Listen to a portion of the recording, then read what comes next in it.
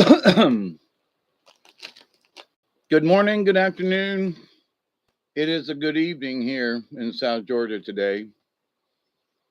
I'm your humble host, David Null, also known as Hawkeye Two Feathers, the Shaman in Training. And I absolutely greet you with the love and honor of the infinite creator. And I continue honestly to continue to pray that each and every one of you will continue to learn how to accept and receive the honor, the glory, the wisdom, and the many blessings that are out there in the universe. Wow, that got me weepy eyed quick, didn't it?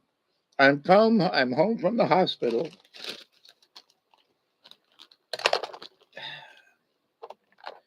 Travis, how you doing? And Miss Chloe.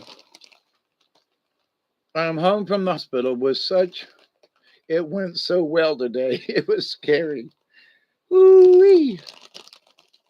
And I am honestly just now getting comfortable. In the title it says I'm getting stable.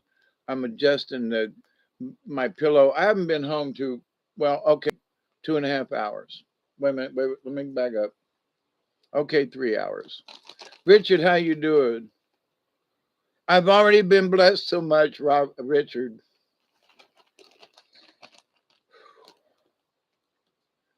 I mean, I'm going to repeat this part, but y'all are here early. I went for back surgery. Many of you knew that ahead of time, and it was elected, and I've been talking about it. But what happened along my road this time,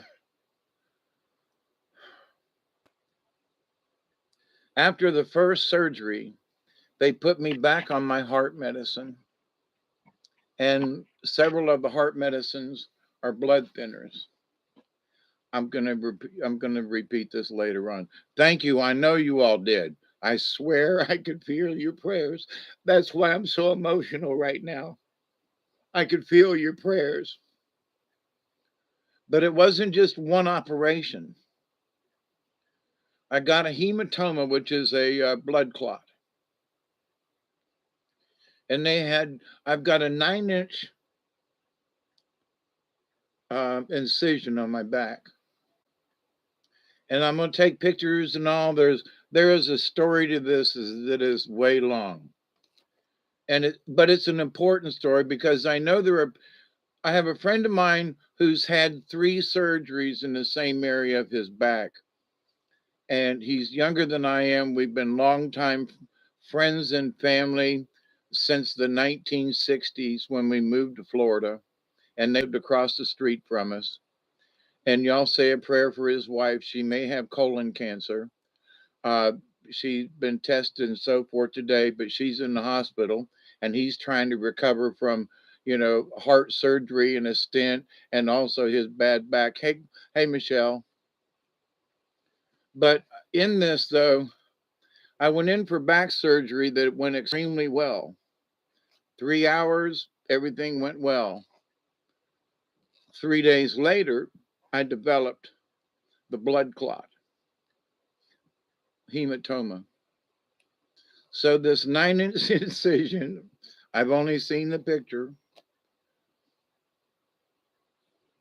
1 week and 7 hours from the first one, they had to go back in and slit me open again. And it's a pressure washer kind of device. Stanley steamer without the steam.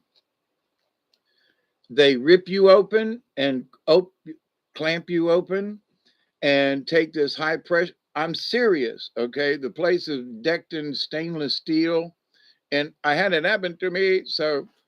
But they pressure washer the spine out rather than try to find where the blood clot might be. They just take this pressure washer and go up and down your spine until they think you're clean. But now they've got high tech equipment and microscopes and shit, big screens on the wall and everything to monitor what they're doing. So it ain't like he's in there just, But I've been cut in the same place twice. not once. So I've had 2 operations in the time span that I should have only had 1. So I knew going in it was going to be a pain in the butt or the back. But to have had to have 2 surgeries and the pain that I endured when the hematoma showed up, I wouldn't wish it on anyone. My worst enemy, I wouldn't want to wish it on. If I wanted to torture someone, well, maybe how bad I hated them. Hey, Joe, how are you? Brandy, how are you? Um, so I was, I knew going in what to expect for the first one. But good God Almighty, there's no way anybody could have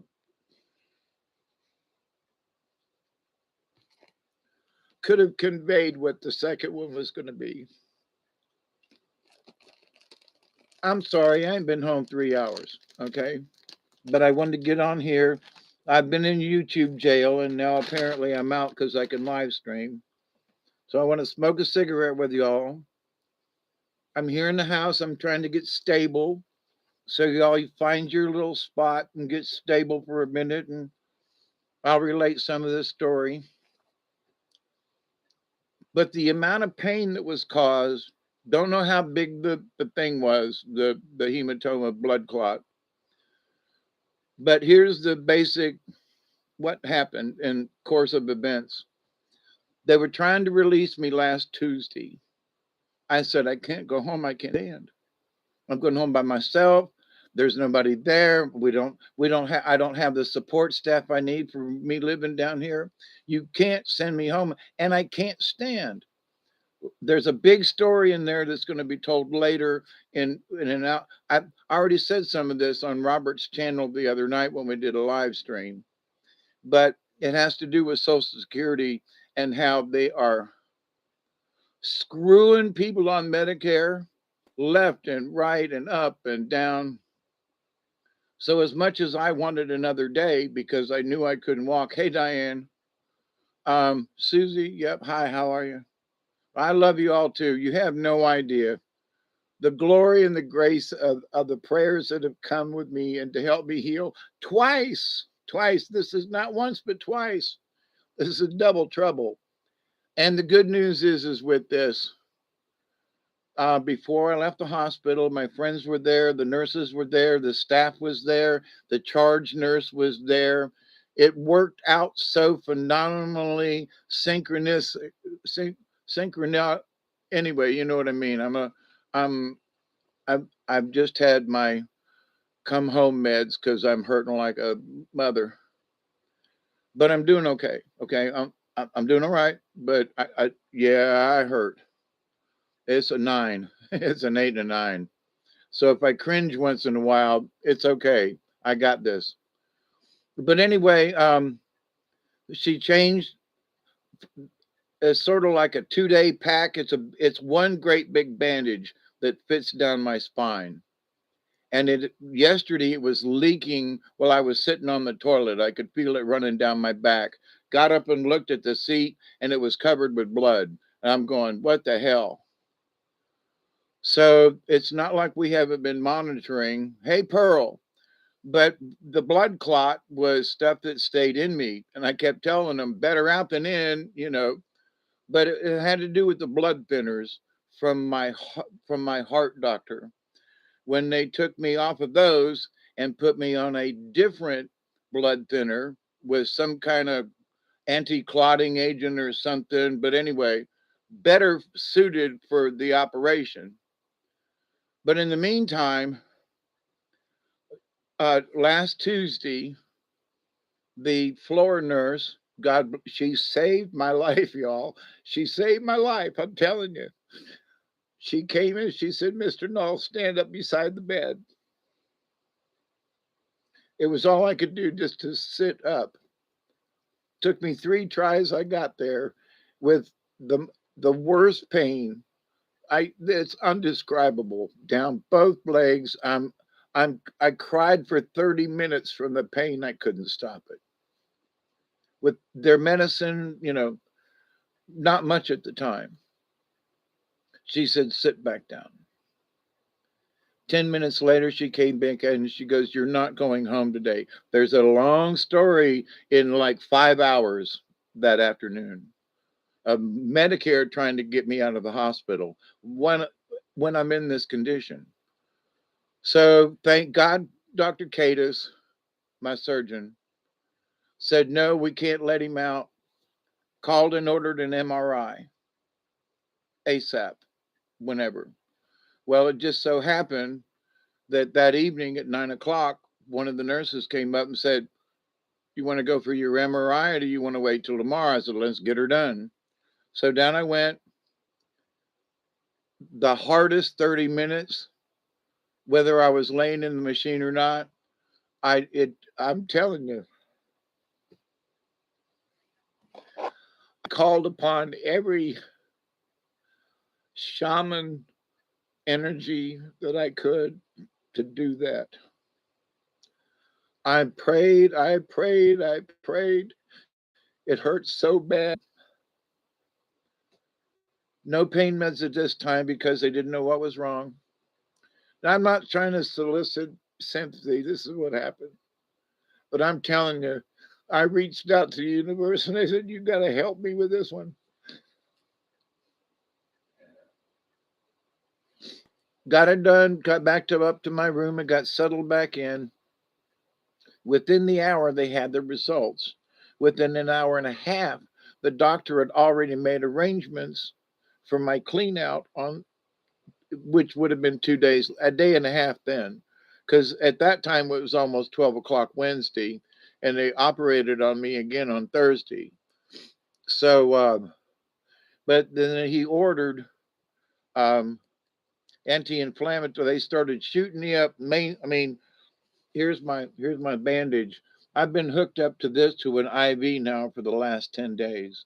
And they just took it out a couple of hours ago. But they were mainlining me every so many hours with steroids to maintain the swelling in my back and in the hematoma slash blood clot. Hematoma is named for blood clot. But anyway, that's where I got the relief. But the pain was still ungodly because of the pressure was still there. It was just less. So I had to endure Wednesday.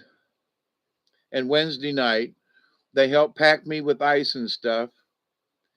And is Robert V in the house? Robert, I'm home and getting stable. I can't read the chat right now.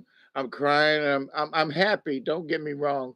I'm so elated to be home now. You have no idea. But so I had to endure Wednesday to get to Thursday, and then they had to open me back up, and literally they spray you out. But since then, now the hematoma's gone, and now I'm in today. We'll see, Thursday afternoon, Friday, Saturday, Sunday, Monday. Today is my 4th day. 4 days last week, they had to put me back in. So what I expected of one operation ended up 7 days. Some of these things with the amount of hours and times, it was weird. But 7 days and 7 hours, and they operated on me the second time. Now, back to what I was saying earlier, that my discharge nurse and everybody that was there, they peeled the big 12-inch long bandage I got down my back. Before I left the hospital, they fit me with a 3-day bandage. And in 3 days, and visiting nurses will be here. They'll peel it off. They'll fit, check it and put another one on. And that was one of my issues. Who's going to do this? Because I can't.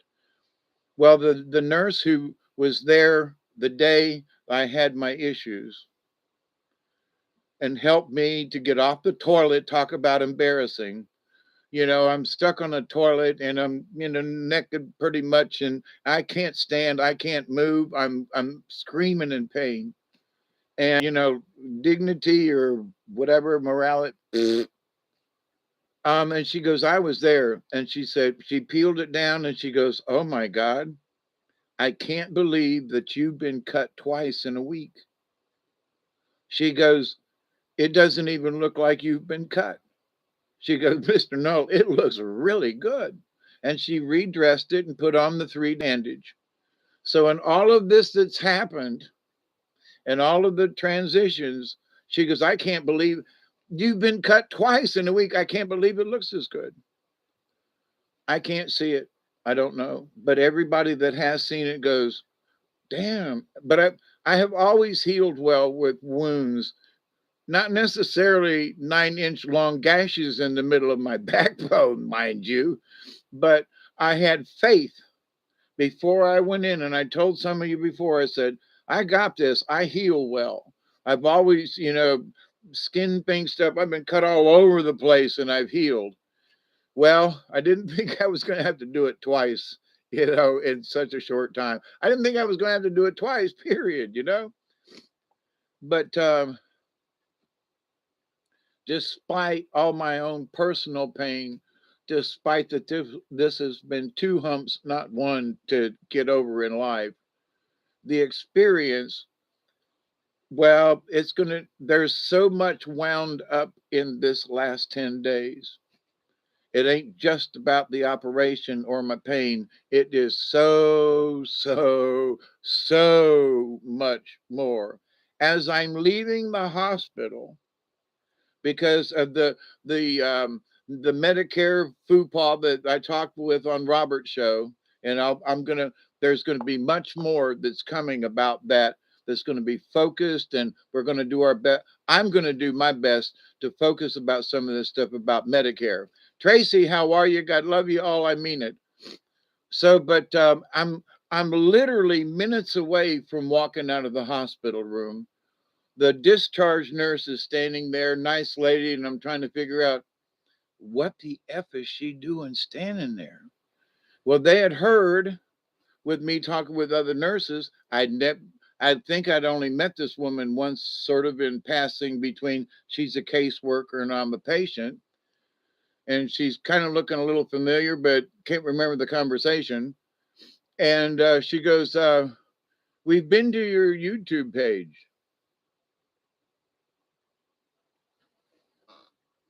What?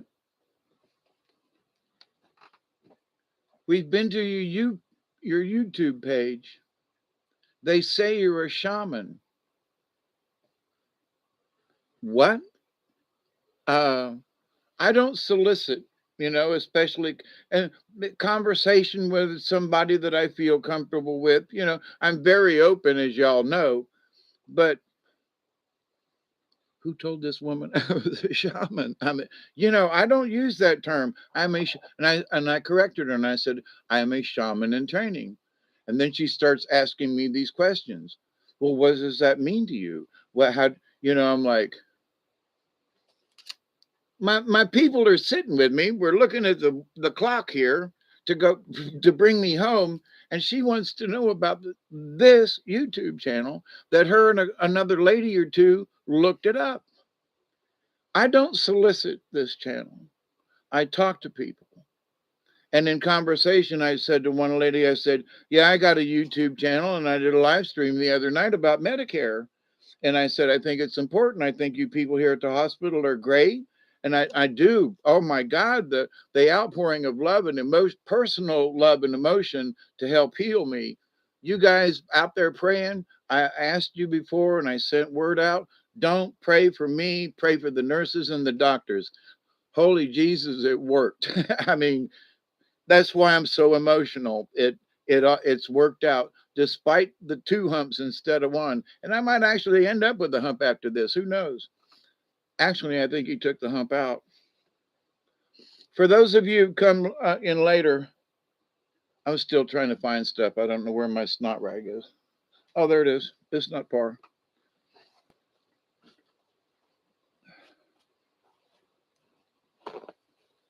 My back operation went successful. Hey, Sammy, how are you? My first one went well. I developed a blood clot and had to have a second operation in the same spot. That's the short of it. Bunch of stuff in between.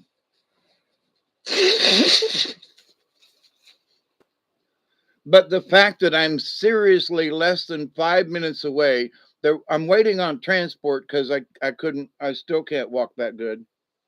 And they won't let me walk, and I'm glad. But anyway, waiting on transport to take me downstairs to come home. And she's asking me all these questions about the channel. She's asking me about shamanism. She's asked as I'm, and I get to the flat of it sometimes when somebody is that pointed and I'm in a short amount of space. And I told her, I said, when I was a child, Mother Mary came to me, speaking words of wisdom, let it be. And in your hour of darkness, she is standing.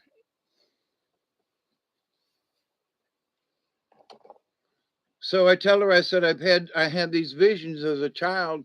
And I said, lo and behold, they came true.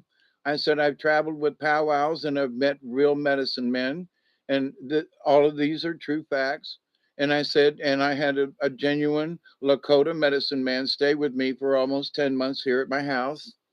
And I said, I've learned spiritualism. And I said, my biggest message is to people that it doesn't matter what religion you are, it matters how spiritual you are. And if we're all together spiritually, then we are a soul tribe with short little, this is it in a nutshell kind of thing. And she just stood there in awe. And trying to I'm still trying to figure that one out. But despite my troubles, despite the the surgeries, there's spiritual and other things in the people that I met. And the fact that they went to a computer in the hospital to look me up on YouTube. That in itself is just strange. Hey, Tracy, this is what I do for work. I take care of those who can't. I'm so happy you have someone. It was varied people at the hospital, but I call them tidbits, Tracy. I was worried about when I came home from the heart attack in July. You're going to have home health care. It took them a week because of scheduling. Not a problem, but this ain't that. I can't look at my back. It's draining. It was leaking, literally leaking. It leaked over the night and onto the mat where I was lying in bed. And it's a bloody kind of thing. But I can't check that. I can't see it.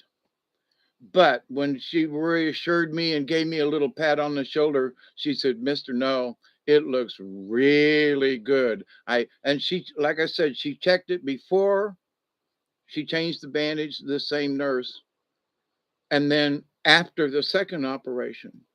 So her observation, and I trusted her. We had a good communication thing going between us. And when she looked at me and patted me on the shoulder, she said, it looks really good. So I don't have to worry about that.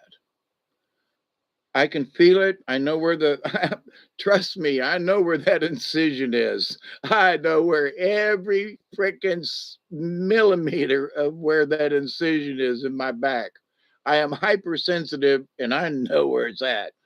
But, and I'm in a good mood, trust me. But I am overwhelmed by the grace and the honor from the universe because I had to draw on it from a shaman point of view. It was there, I could feel it, but this situation was above and beyond, and I had to yank from the universe. And you know me, I've had a lot of different experiences over the years, and this is one I dare not want to repeat. I'm telling you, but in one that can I honestly say, because of how bad it was for me and the pain and so forth, twice, blah blah blah.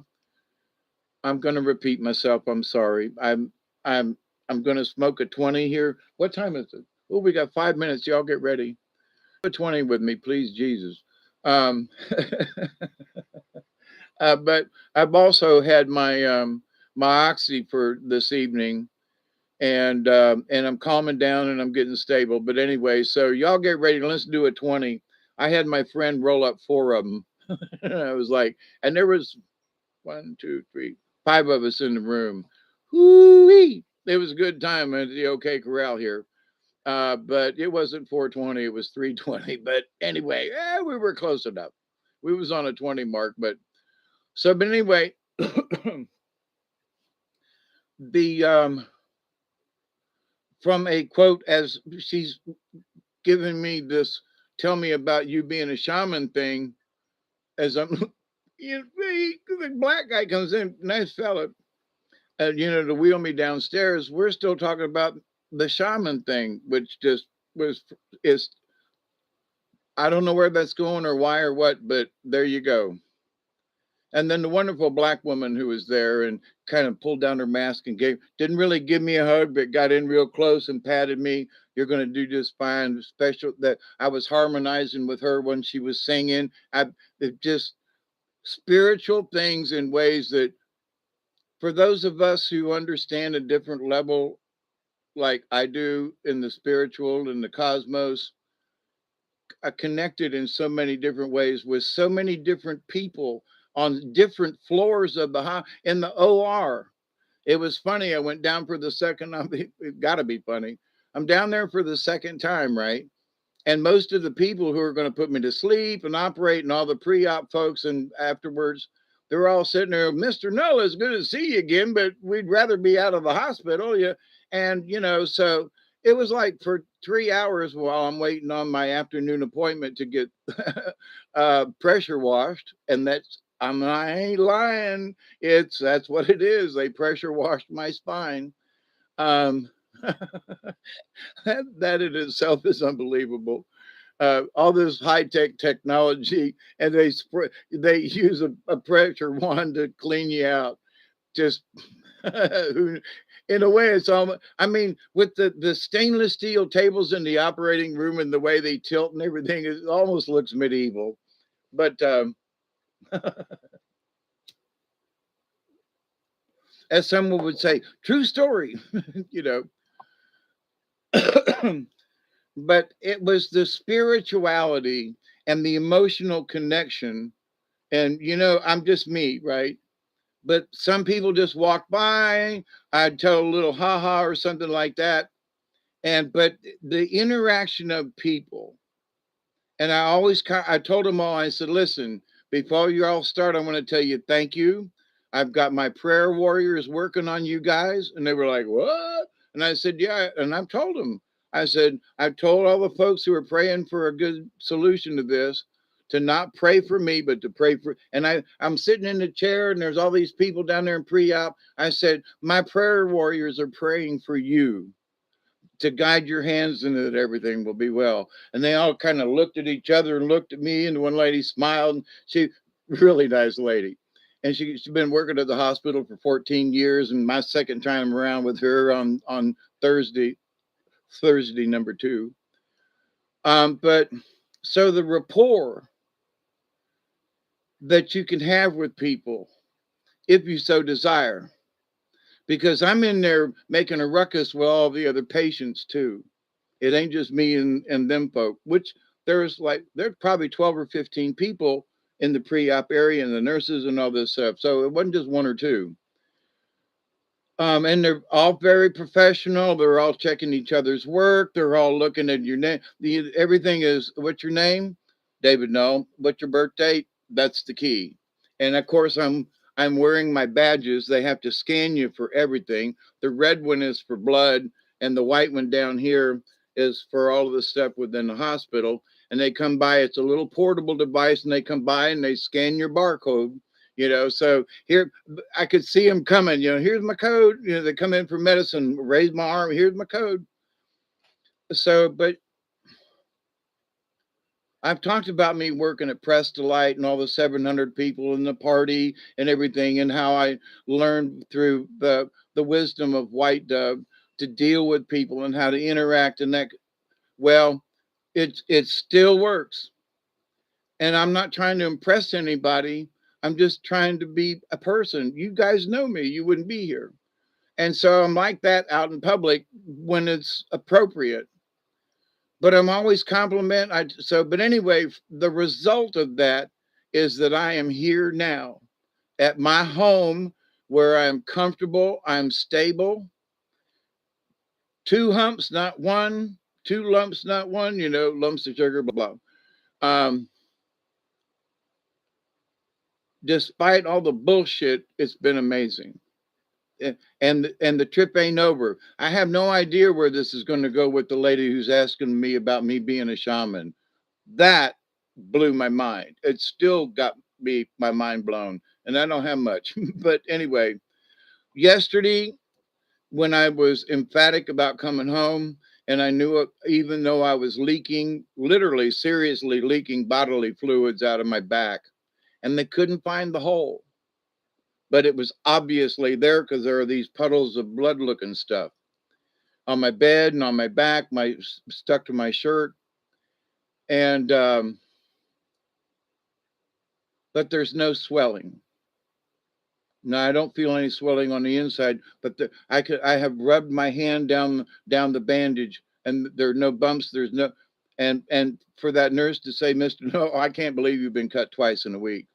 So there are many, many, many, many, many, many, many, many blessings in this. The fact that I'm sitting here after 2 operations and not one, the fact that my back from a trusted person, because I can't look, I could see through her eyes, and she just shook her head. I'm amazed. Y'all, it's y'all, you see. It's the energy from the universe. When I say accept and receive, the gifts from the universe, I am proof. From her eyes, there's no way your back, a 9-inch gash in my back should look this good. Tell me that ain't grace from the creator. Convince me otherwise, ladies and gentlemen. I dare you. Forget all the pain and everything, but I dare you to, you know, oh, it's a 20. Oh, dadgum. I, I got a big one we didn't quite finish. Thank you, Diane. I love you. Thank you for stopping by. Honest, I spoke about my brother. Really, Chloe? Well, you all know me. I am a shaman in training, but if I ain't been home but 4 hours, but I've had a chance over these last couple of days to mull over the events. Like, I'm dealing with the pain, and I'm in my head. I'm like, I got all these little tidbitty things, like the Miss Mandy and Miss Rhonda. Rhonda is Mandy's mother-in-law, and I've known Mandy since she was married to their son. Okay, it goes 15 years back. That's as far as I'll go with that. I'm privacy, but not. I don't want to talk about it, but I am. She picked up like a mother hen. Both of them did. They made me show them and practice how I got in and out of bed, how I was going to go to the toilet, where all these things that are around me are set so I don't have to reach. Mr. Dave, don't you reach for that. Where do you want it? And I'm like, we'll get. From my standpoint, they were dawdling old women. Not that they're old. That's not. It's well, what about this? And we're going to take care of that. We're going to just calm down. I've been home 10 minutes. Calm down. There are walkers all over the place of various sizes and shapes, with chairs and seats and secret compartments, and I'm like, I got to just look at it. Like, there's one over here. Instead of going all the way into the bathroom, I've got a urinal hanging from it. So if I stand up, I'm going to pee. Just, so I know, TMI. But instead of trying to walk another bunch of ways over to the toilet, I can use that where I got it, stationed it, It's not as far, and right now I can get to it easily. 2 steps, mister, get me 2 steps, mister, get me 2 steps towards the door. I gotta pee, and I'm gonna, anyway, and I don't want to pee on me no more. Anyway, so, but there's a walker right there, $200, my God. And there's another one with great big wheels for going out in the yard. It's got a seat on it. I looked at it and I said, my God, I could walk up the driveway with it. The wheels are so big in the chair, I could turn it around and sit on it and roll back down it. Give me a couple of days and I'm going to try. Hey, Sammy, Duggar's not here, but he did go nuts. Every pair of shoes in the house, he found shoes I didn't have. I forgot because they're under a table over there. There's a pair. There was some over here underneath the desk. And I got 2 pair that I normally wear, and they were right here. Every single shoe was in a pile on the couch. Every single one of them. But my next door neighbor, Sheila's been in our chat. Her and her husband came over every morning and at least let him out to pee and whatever. And then every evening they came over and stayed for a little bit and played with him. My buddy Rob that I talk about, he's been here. In fact, yesterday, Rob called me on the phone and I could hear Duggar with him. And I thought he was sitting here and called me because I said, call me, check up on, I'll let you know what tomorrow's going to bring, meaning today. I'll bring you up to date. So I could hear Duggar, and I was like, "Hey, Duggar, how you doing?" And Rob's like, "Oh, he's just wagging his tail. He misses you." So he took a picture and of his 3 kids playing with Duggar at their house with his big purple monkey in his mouth. Right? Some of you got the picture. I tried to send it out to a few of you at least. But anyway, so then while he's got, apparently they still got Duggar. I didn't know that. But so dear Sheila and them come over here to let Duggar out, and Duggar's not here, and oh my God. So poor Ricky's calling me on the phone going, Duggar, he's gone to the United States. And they were the first people I sent the picture to on her cell phone, but she had ran out of minutes. So they didn't get the picture of Duggar and the kids at Rob's and the message that said Duggar wasn't home.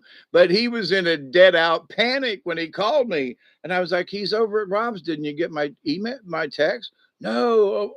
But anyway, that ain't funny, but it is funny, but it ain't funny, but it is, because both of them are taking care of Duggar. You know what I mean? If you think Duggar was slighted in this, well, he had to stay in the house. He took every freaking shoe. He has some of his stuffed toys. He has pulled the stuffing out. It's all over the floor. The place is pretty much a mess in a way. Not as bad as a lot of other people's, but there's stuff all over the place that is Duggar mess.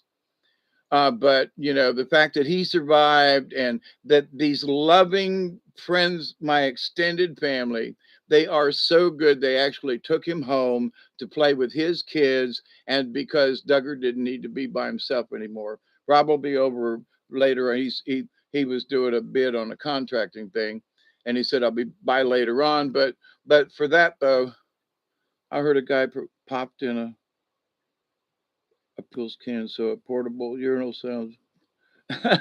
No, they're the urinals from the hospital kind of thing. But the idea though that everybody's worried how you're going to do this. So to me, all these little tidbitties that I've been talking about are how am I going to do this? I don't know. You're not supposed to walk. You're not supposed to carry. You're not supposed to. I don't know. But now I know. I got this over here. I got that over there. I got some milk. I got that. I got drinks. Oh, y'all want to see my brace? I have no idea how much this mofo costs. If I bought it, I could turn this thing around and use it for body armor. I'm not lying. Look at this thing. It's even got, I want to see the bill on this. I don't want to pay for it, but I got it. It's mine. But look at this. This is the back brace that goes on me. And it's a big old heavy duty sucker. I am talking about you could parachute with this thing on. It is heavy duty and it's heavy. But so, I've been walking around with this today trying to get used to it. It says ultra light. It's a lie. Okay. It's heavy duty, big old thing. But this is for if I step out the front door, this is on me. But so one of my little tidbitties, I got this little portable drinks in here with some chill packs. I don't have to go if I'm thirsty. I don't have to go anywhere. I can unzip this thing and get out a drink. I got my favorite drink that came out of the refrigerator, one of my Jumexes, and they gave me the wrong one. Anyway, but I can open up and drink what I want. So I'm set up. I got some snacks. I got my medicines nearby. I barely have to reach. And to top it off, they brought me this handy little gizmo called a grabber. And I've been messing around with it just because. And I'm like, what the hell? But it has come in handy just to say, let me move this over a little bit. Plus, it just gives me something to mess with. But, because my condition is different, she knows, but I will spread the word. She knows, but because she was standing right over there. She was one of the, and I mean this with respect in the hen thing. I don't mean they were trying to henpeck me. But they would, they're supposed to bring me supper, for example, later on this evening. And they promised that they would, my condition before was such that I couldn't stand for more than a minute. I could barely walk. So I had put it out there. I said, listen, when I get home, there's going to be a couple of days, and they have brought me wonderful food before. Trust me. Trust me, it's good. And that they brought it. But she goes, we'll feed you, Dave. When we come home and we do supper, we'll bring you a plate. At least until I can. And then Rhonda cleaned out my refrigerator. I thought she was just going to take out some meat that had gone bad because I was in there longer. And she cleaned my refrigerator out. There's nothing in it. She cleaned I was like, there's nothing, there's no mayonnaise, she cleaned my refrigerator, there's no ketchup, she cleaned my refrigerator out. And I don't mean like clean spotless. She just took everything on the shelf and drug it in a bag and threw it away. A little excessive sometimes. But anyway, God love her. But they made sure that I got things set up. The milk, but anyway. So, but dawdled over by a couple of hens, loving hens. I'm saying this in no scheduled hardware scan. No, what the hell? Get out of here. The computer was going bonkers.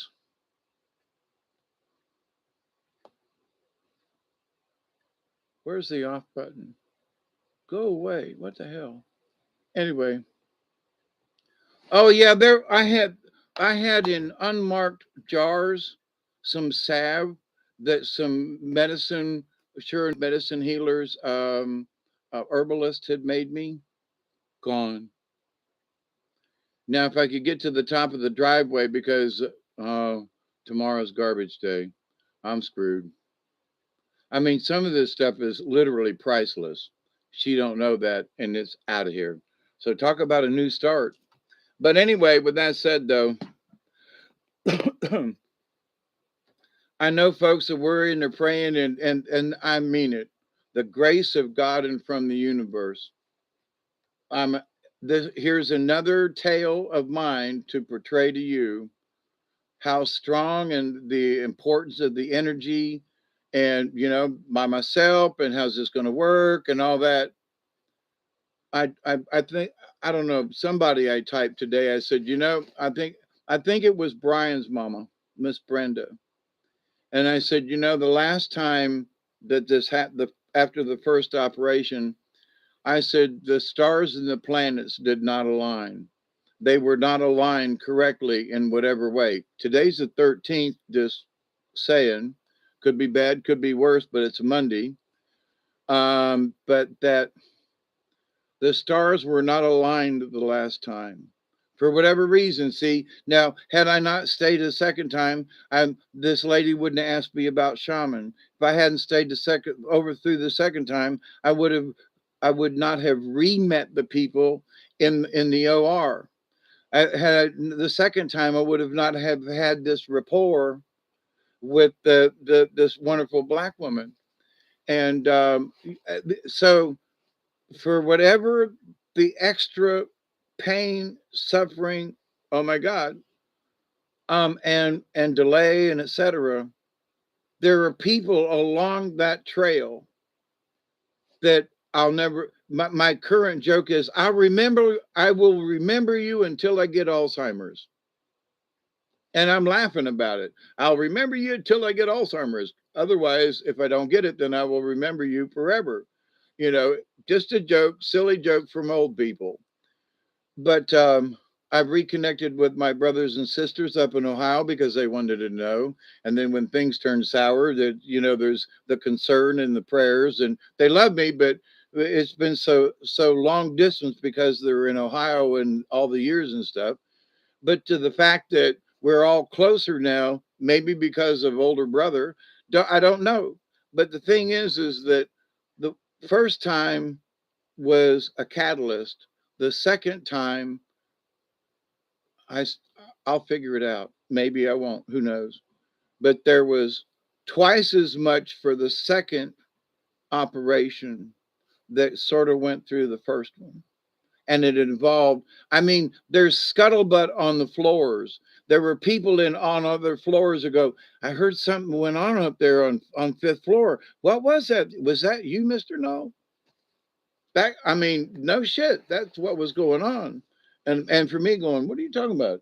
Me? What? But it's all been in a positive mode, despite my personal pain and turmoil, etc.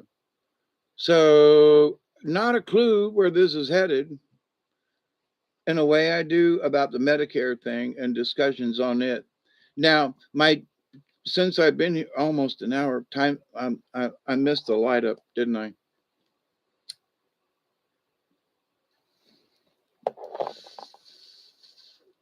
No last names. I've talked about Miss Christina before. Miss Christine is the one I've known for 30, maybe longer years. Miss Christine is the one who sent me her cards, her medicine cards, the animal cards that I read with you folks, and we're gonna do a session one of these days soon. We've had this connection. She has a brain aneurysm, had an MRI today. I've not heard from them. I'll have to call John and check up on her. But they called me at the hospital the other day. She did. They both did. And he's autistic, Michelle. He's the grown autistic man that I've known for years, and that's another story. But in that, she did not know that Robert and I had done the live stream the night before about some of this experience and about Medicare. That's where we want to focus. She called me up on Sunday yesterday and said, David, because of my aneurysm, I want to know if you will be my voice. If you will, not a spokesperson, but I understood what she was talking about. She goes, I want you to be my voice because of my condition. She goes, people need to know about this. I said, yes, ma'am, you won't believe. But she was an attorney, paid attorney years ago, worked for the state of Florida as a Medicare attorney and helped write some of the laws and rules and stuff. She knows stuff and ins and outs and ups and downs that, and so we're like, we got to talk. And I was like, okay. So she called me to ask me to speak on her behalf, so to speak, because of her condition. And I said, guess what? Then I told her about the live stream, and she went, oh my God. And of course, we, between the two of us, we've had a synchronicity that has been remarkable over these many years. She's the one that sent me the cards that I use. And I reminded her, I said, you know, I do card readings for people, and those are the cards you sent me. What? So all the grand universe is so connected. It ain't just the operation, it's not just the healing, it's not just it was all these things because of my operation and because of the second time around. And holy crap, I've been home 5 hours now. So, but with that, so the importance of people. And so, as I'm sort of talking to some of these older nurses and so forth, yeah, I found some interesting things out. You know, Medicare will screw you in a heartbeat. What you talking about, Dave? And I say, well, you know, they were going to throw me out the other day because many of these people had seen me there for a week. They knew I'd had another operation, and they were curious as to and they had heard scuttlebutt. For all this craziness, let's skip the operations. The amount of craziness that went on with the people and the discussions and the Medicare it's going to take a while to unravel, which is great because I've told everybody, I said, I'm 70 years old. I'm a cantankerous old man who's pissed off, bored, with time on his hands, and that's a bad combination. But now I have people who are actually in the system who want to open up the rabbit hole. And guess what? Know where to go digging because they were there at some of the. Now, it's been 15 years since she worked for the state. And she agreed. She said, but I still know some of the lawyers because now she's moved back to Tallahassee. And now that we have discussed that we want to do this, and I'm like, she goes, I'm bored. You know, I've been wanting to do this and I don't know how. All these years later, her aneurysm, my back issues, my issues with well, all of the above, you know, especially the epilepsy and traces of things I've had. And she said, you know, they diagnosed me that I'm supposed to be dead by now. And I told her, I said, at 70, the 3 days I spent on the river and such, I'm supposed to be dead. I'm not supposed to be here. I mean, as far as events in my life that, you know, should have killed me and damn near did. This one, I feel like was maybe not close to death, but kind of wished it. Just take me, Lord. I'm done with this. But the fact that she has made it this far, the fact that I have made it this far, and the fact that after all these years, because I just moved back to Tallahassee, that there is this coalescence of thought about a subject at the synchronicity. Bing, hospital, me being in it, her being, ding. If this isn't cosmic intervention or whatever, I'm sorry. But through all the pain, it's an amazing, and I'm going to be unraveling this here in for a while. But the fact that it has come from the universe, we know that we know we have a direction. We know we have sort of a theme on it.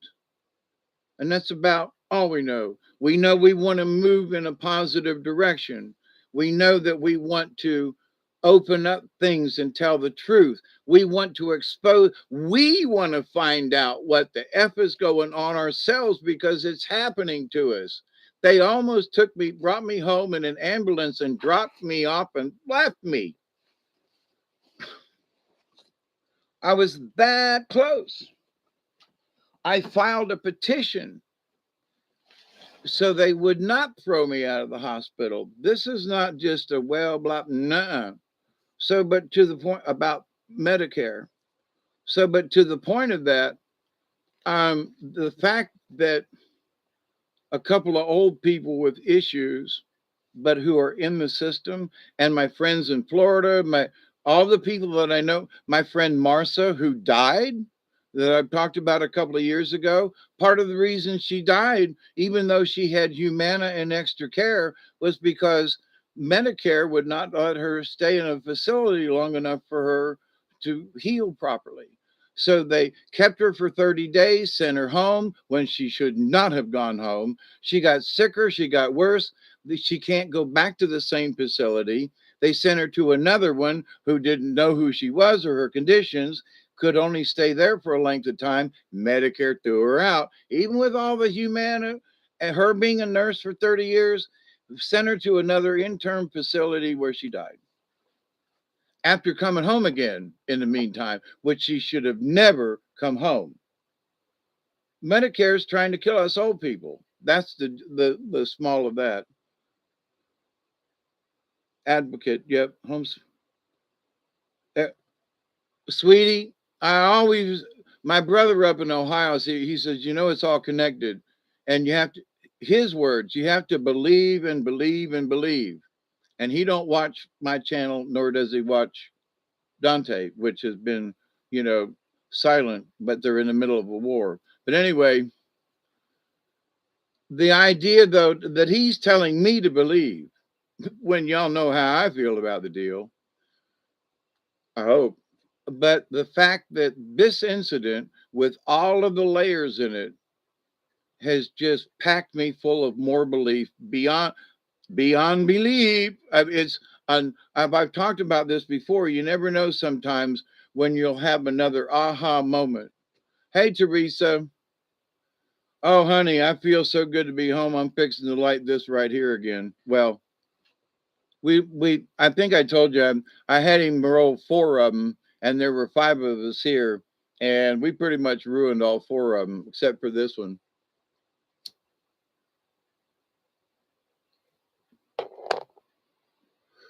And I've had the chance to take my oxy since I've been home too, which is legal and encouraged.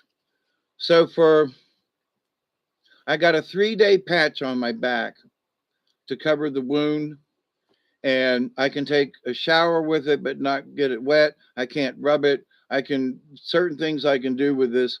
It's a going away present from the hospital. It's a patch down my back. It's about a foot long. The incision is 9 inches.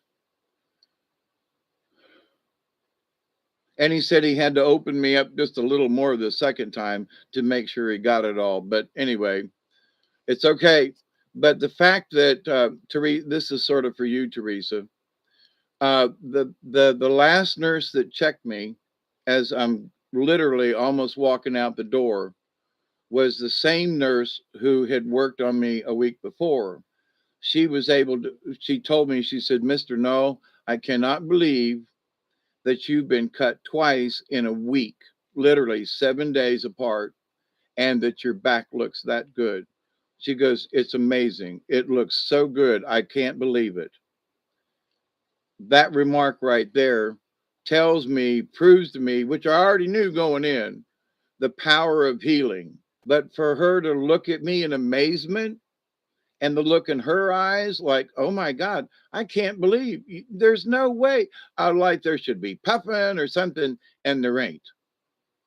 The power of healing, the power of prayer from the universe. I'm going to take pictures of my back, but I got to leave this message on for the next couple of days. But I'm going to videotape some of it. I want y'all to see, not for this, but there are other people who have been contemplating and or who have had back surgery. And so because of that, my experience and what I've learned through this process, through friends and the process myself, the different types of surgery, the different types of therapy that goes with after the surgery, the different types of restrictions. I mean, the whole litany. That's going to be a whole nother kind of series that I want to present. And pulling up my shirt and letting y'all see my back is one of them things that just has to be done. You know, here, this is what it looks like if, you know. And one of the things to make that kind of brief little story, I've found out, and I've said this before, The doctor told me it has to do about body type. And I can tell you, even though I am my body type, that I understand now what he meant, what he means. And the fact that I have no discs at all in my lumbar area. They have all been absconded by my body.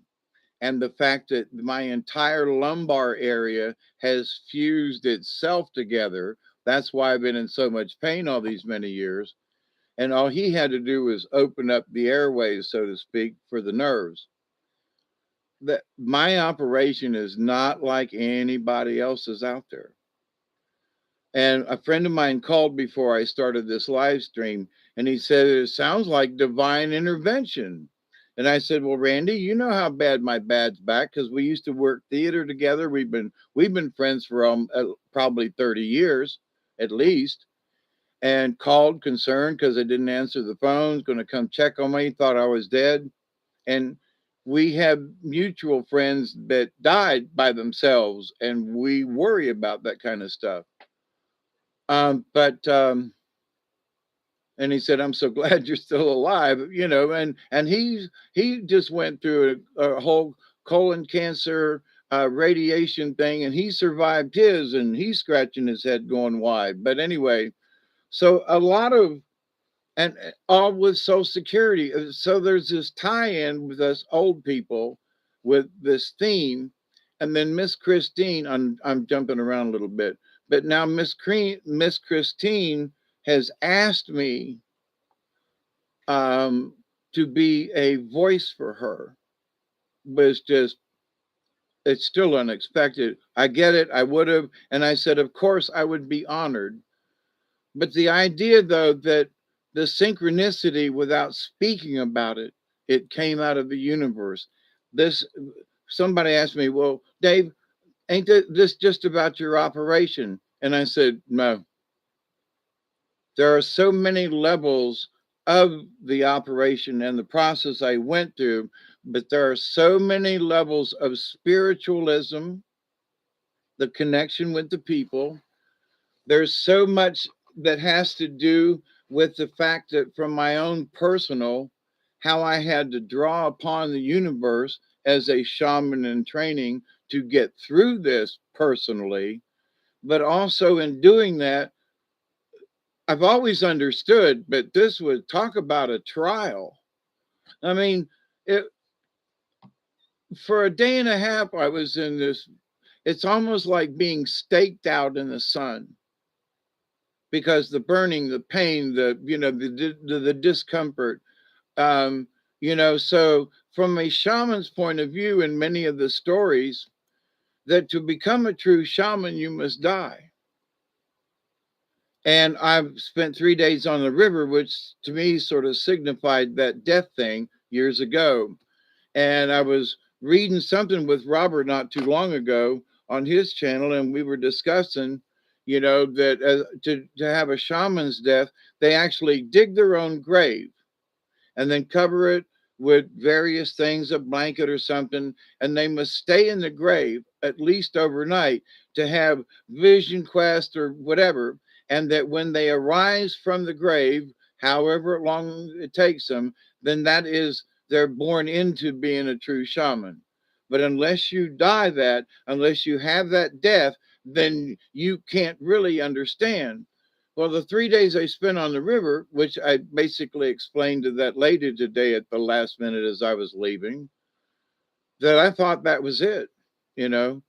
But this week in the hospital with the two operations and the pain and stuff, I'm right now like recalibrating things. Like, was this another one of those one of those deaths that the old elders speak of? Where they stake you to the ground and they tie you up, and I can't think. There's a big ceremony every year out there in around Rosebud Plantation out there in the Dakotas, South Dakota.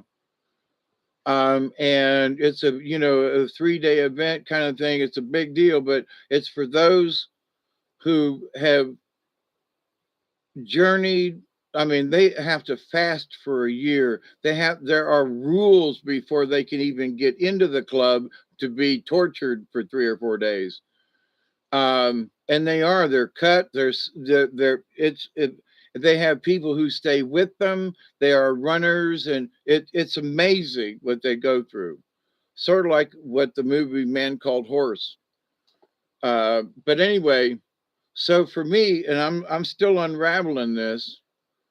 For me, was this event, as I'm feeling it is now, and I'll unravel it more. That yep, apparently so. I didn't ask for it. Not out loud anyway. I did damn sure didn't think it was in my contract. But at the same time, it's happened. And at this moment, as I sit here looking at you right now, 5 hours ago, Mr. Null, I can't believe your back looks that good. Most people's don't heal like that in one operation, and you've had two. I can't believe it. The power of the Creator, the power of prayer. I went into this with such high intent, and this is going to work, that I had no problem with the incision healing until it started leaking the other day. But for it to be healing at all times too, power of the Lord, power of the universe, it's proof to me and continues in my lifetime to prove. Believe, believe, believe, believe, accept and receive the power, the glory, the healing, and the teachings and the gifts from the universe. Because, Lord, they are there because I had to yank on them hard. And I'm here and I'm being stable. So, there. Lesson, it's up to you. You know, I ain't trying to force nothing on nobody, but apparently the people who need to hear. Oh, and by the way, Brian was with me the other day. And I told Miss Brenda that too. I said, Brian's been around me all day long. They're just seem something out of the corner of my eye. And I was like, so, you know me, hey, who's there? What's going on? And it was like, it's cool, Dave. And I was like, dude, it just over here, over there. And last night he wasn't there, but the night before, when had just come out good, and I'm still really groggy, pain levels at a 10, and I'm screaming for shit, because I second time around, and I had a panic attack on Saturday because I had come out of the second one. The fact that I had to go through the second one, worried about my dog. I'm worried about all these little tiddly bits. How am I going to get home? Who's going to take care of me? I've had where's visiting nurses? I mean, all the little tiddly bits. And before Mandy and them left today, after they dropped me off and mother henned me really nicely here, the phone rang. Guess who? Visiting nurses tomorrow at 10:30 here. Ding. All the little tiddly bits that we were sort of collectively worried about, and I was freaking out about it at some, it all came about. The first operation, nothing aligned. This time, the planets, the stars, it's the 13th, whatever it was, today I will forever live in infamy for me because it aligned so well and went off without a hitch.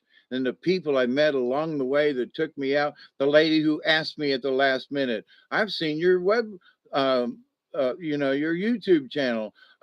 You're a shaman. I'm like, holy fuck, But, all of these unexpected things along the journey just this afternoon from 12 o'clock to 2 o'clock. I mean, just so can changes be made? Can things, you never know, especially in the situation you were in. And you've all heard me talk about this, but you never know from a moment to the next, because I never knew who was going to walk in the door. I didn't know who it was, what the subject was, but every time somebody walked in the door, there was a chance for an impact of interaction. I say impact. You know, you can have a great impact with someone out there. Hey, Richard. Teresa, the other day, there was so much crap in the way.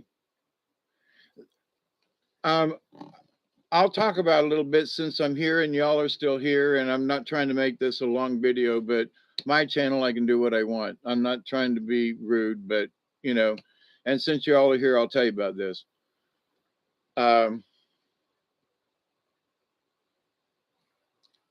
From 11 o'clock on the morning, 11-ish, last Tuesday, tomorrow will be a week, they were to release me. But from the course of that Monday night last, about this time, they started me back on blood thinners from my heart doctor.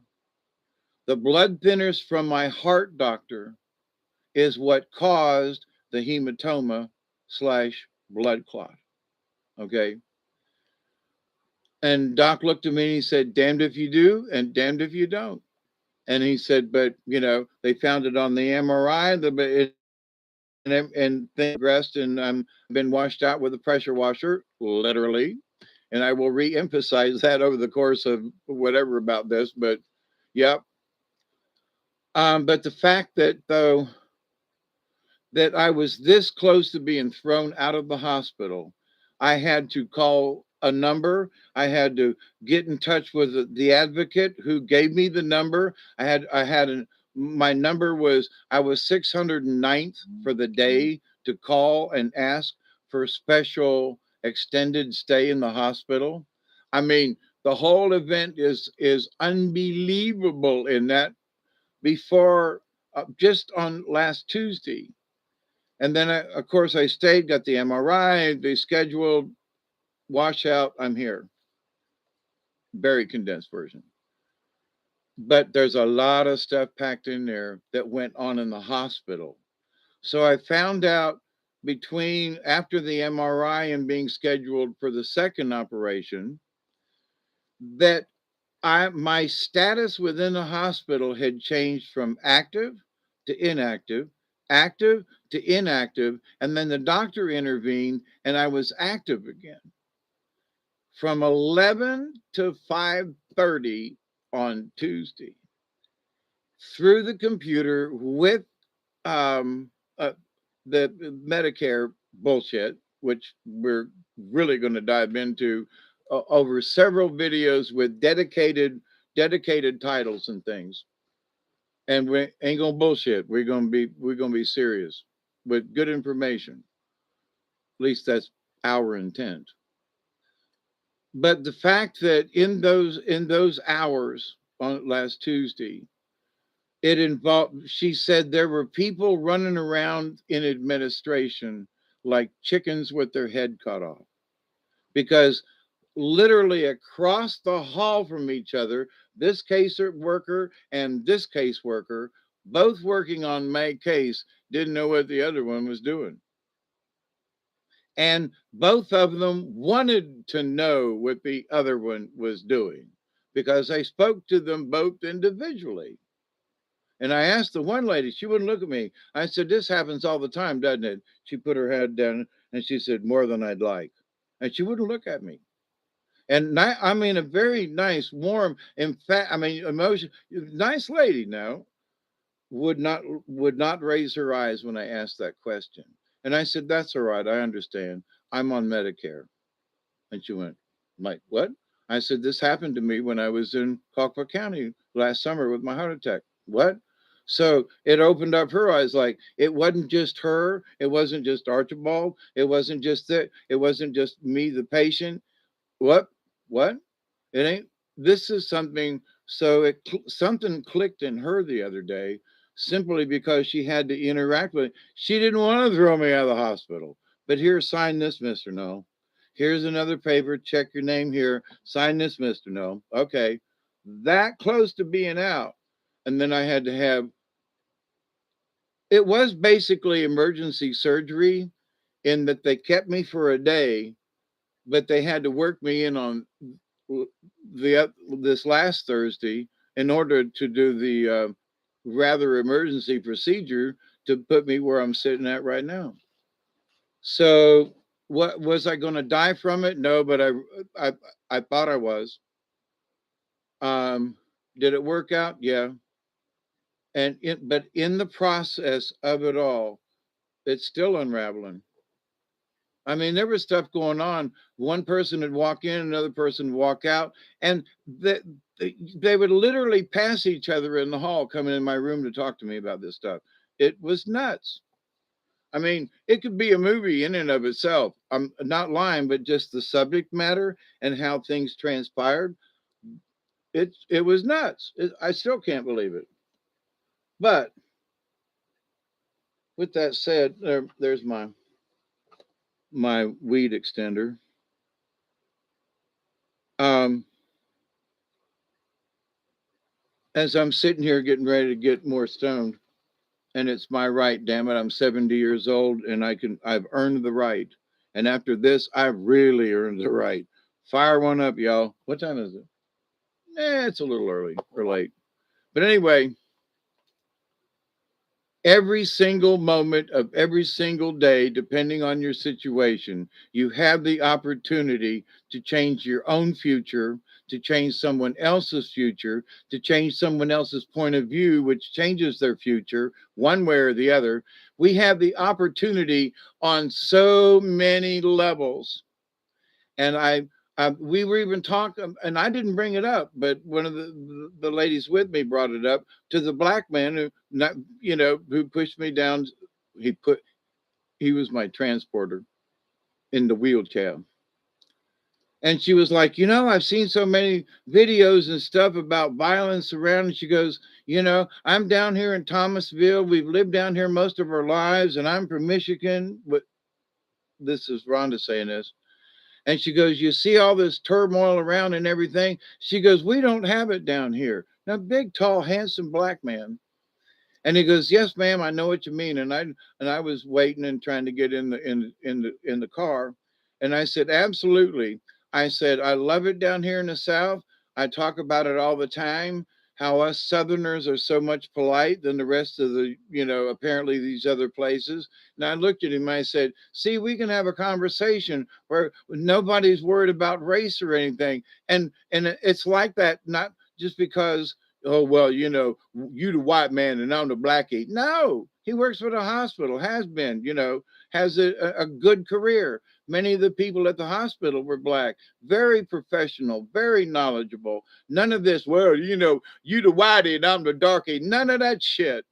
And we're in the deep South and we're doing really, really, really well.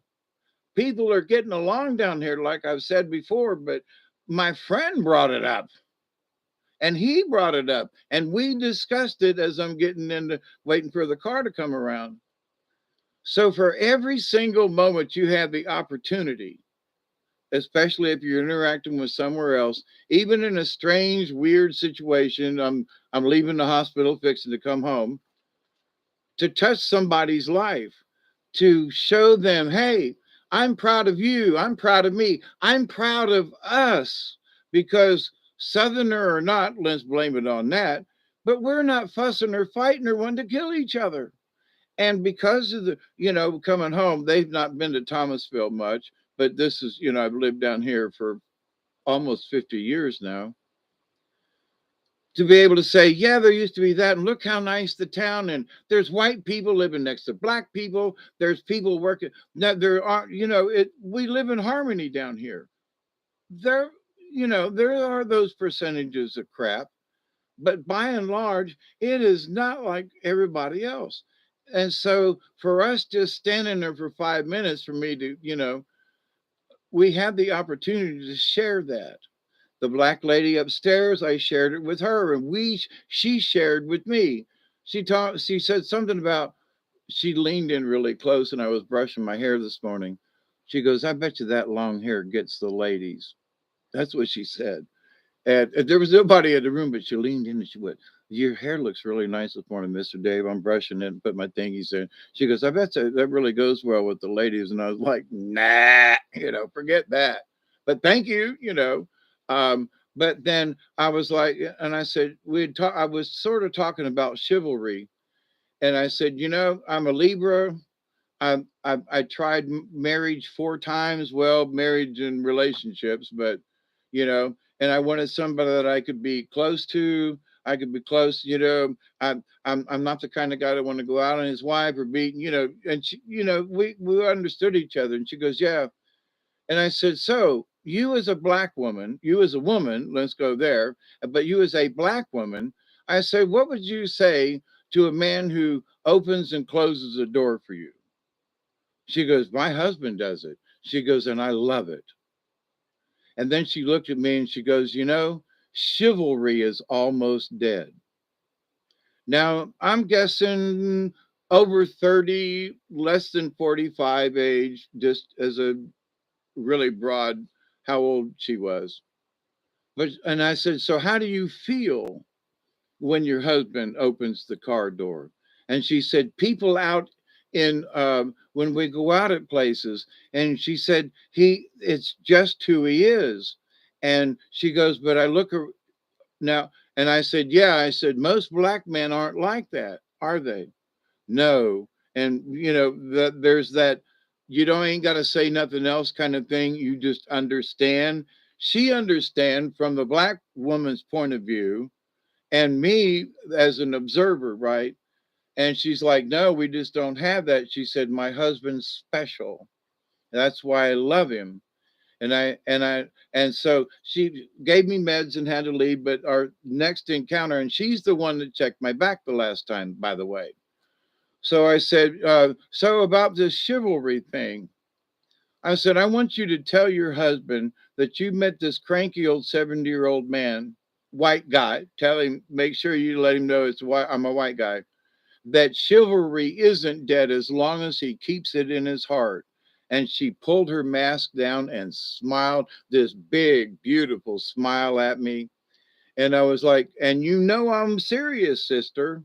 Because then she gave me a little hug later on. I mean, the progression of our conversation about this. But to the point, though, also, and I told her, I said, I've worked with a lot of people over the years. You've heard me that I've done theater and stuff. And I said, you coming in here and bebopping in, hey, Mr. No, can you remember my name? And how you doing today? And I said, your little attitude, you keep it up, girl. Because your attitude when I was at my lowest and in my most pain, your smile, even through your mask, reached me. And I said, don't you dare stop. She was like, I got it. But I said, I'm telling you, I'm an old man. I have been, you've got it. Keep doing it. I don't care what. And then later on, she was down. I could hear her singing in the hallway while she was giving out meds. And we sang in a harmony, her down the hall and me in the room. So the connection that you can make with people, you never, ever know unless you try. And if you don't believe in the damn universe that it can exist or that it could happen, you're missing out. But so through all this, have there been spiritual connections? Oh hell yeah! Oh hell yeah! And she's like, I'm gonna check out your YouTube channel, and I was like, I wasn't even I have not tried to promote my channel, and there are already several people in the hospital that have already looked at this channel. What do you talk about? I said stuff, spiritual stuff. So to sum it up for the lady at the end, and I said, my mission has been, after the visions with Mother Mary, to teach people about spiritualism without religion. It doesn't matter what you've heard me talk about it. It has nothing to do with religion, but everything to do with how our spirits are. I'm a Catholic. I'm spiritual. You're a Jew. You're spiritual. That makes us part of The Soul Tribe. And I said it several times to other people too. Soul Tribe, that's y'all. So, Teresa, if you're still sitting there, you're hearing me talk about this stuff right now, which is still sort of transpiring. When I asked you to somehow figure out a way if I could come on your show, this is why. The women that I spoke with, most of them women, about these issues and how they felt, and the spiritualism, and them as healthcare givers. You ain't. I'm not trying to make you put me on your show, but I think it would be appropriate for what I've learned for Andromeda 7. Just another little seed in your ear.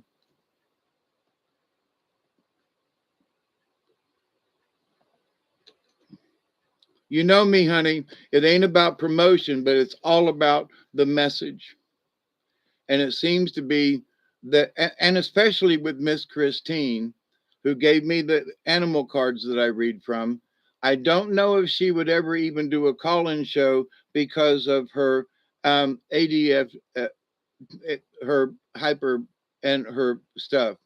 That's why she wants me to be a spokesperson and a voice for her. So I say that not for myself, but more for her and all the other women that I've met and have that over these last 10 days and the interactions and so forth. But anyway, there it is around. Yep, I agree. So anyway, and I've probably said too much already, but I'm understanding that, holy crap, most of the really good conversations were with women. And one of them was a gay woman. And another one was a prisoner because of all the tattoos. And another one was this. Now, I don't, I may know their names, but that's not it. I met them. I spoke with them personally. It's not secondhand conversation that I overheard. It's conversation.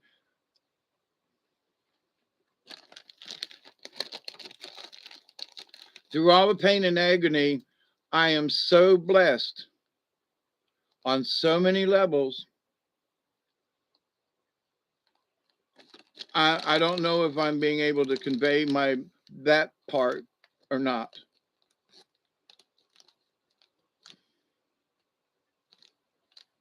The interaction with the doctors, I mean, and but the thing, you've heard me talk about it a lot over the years, at least.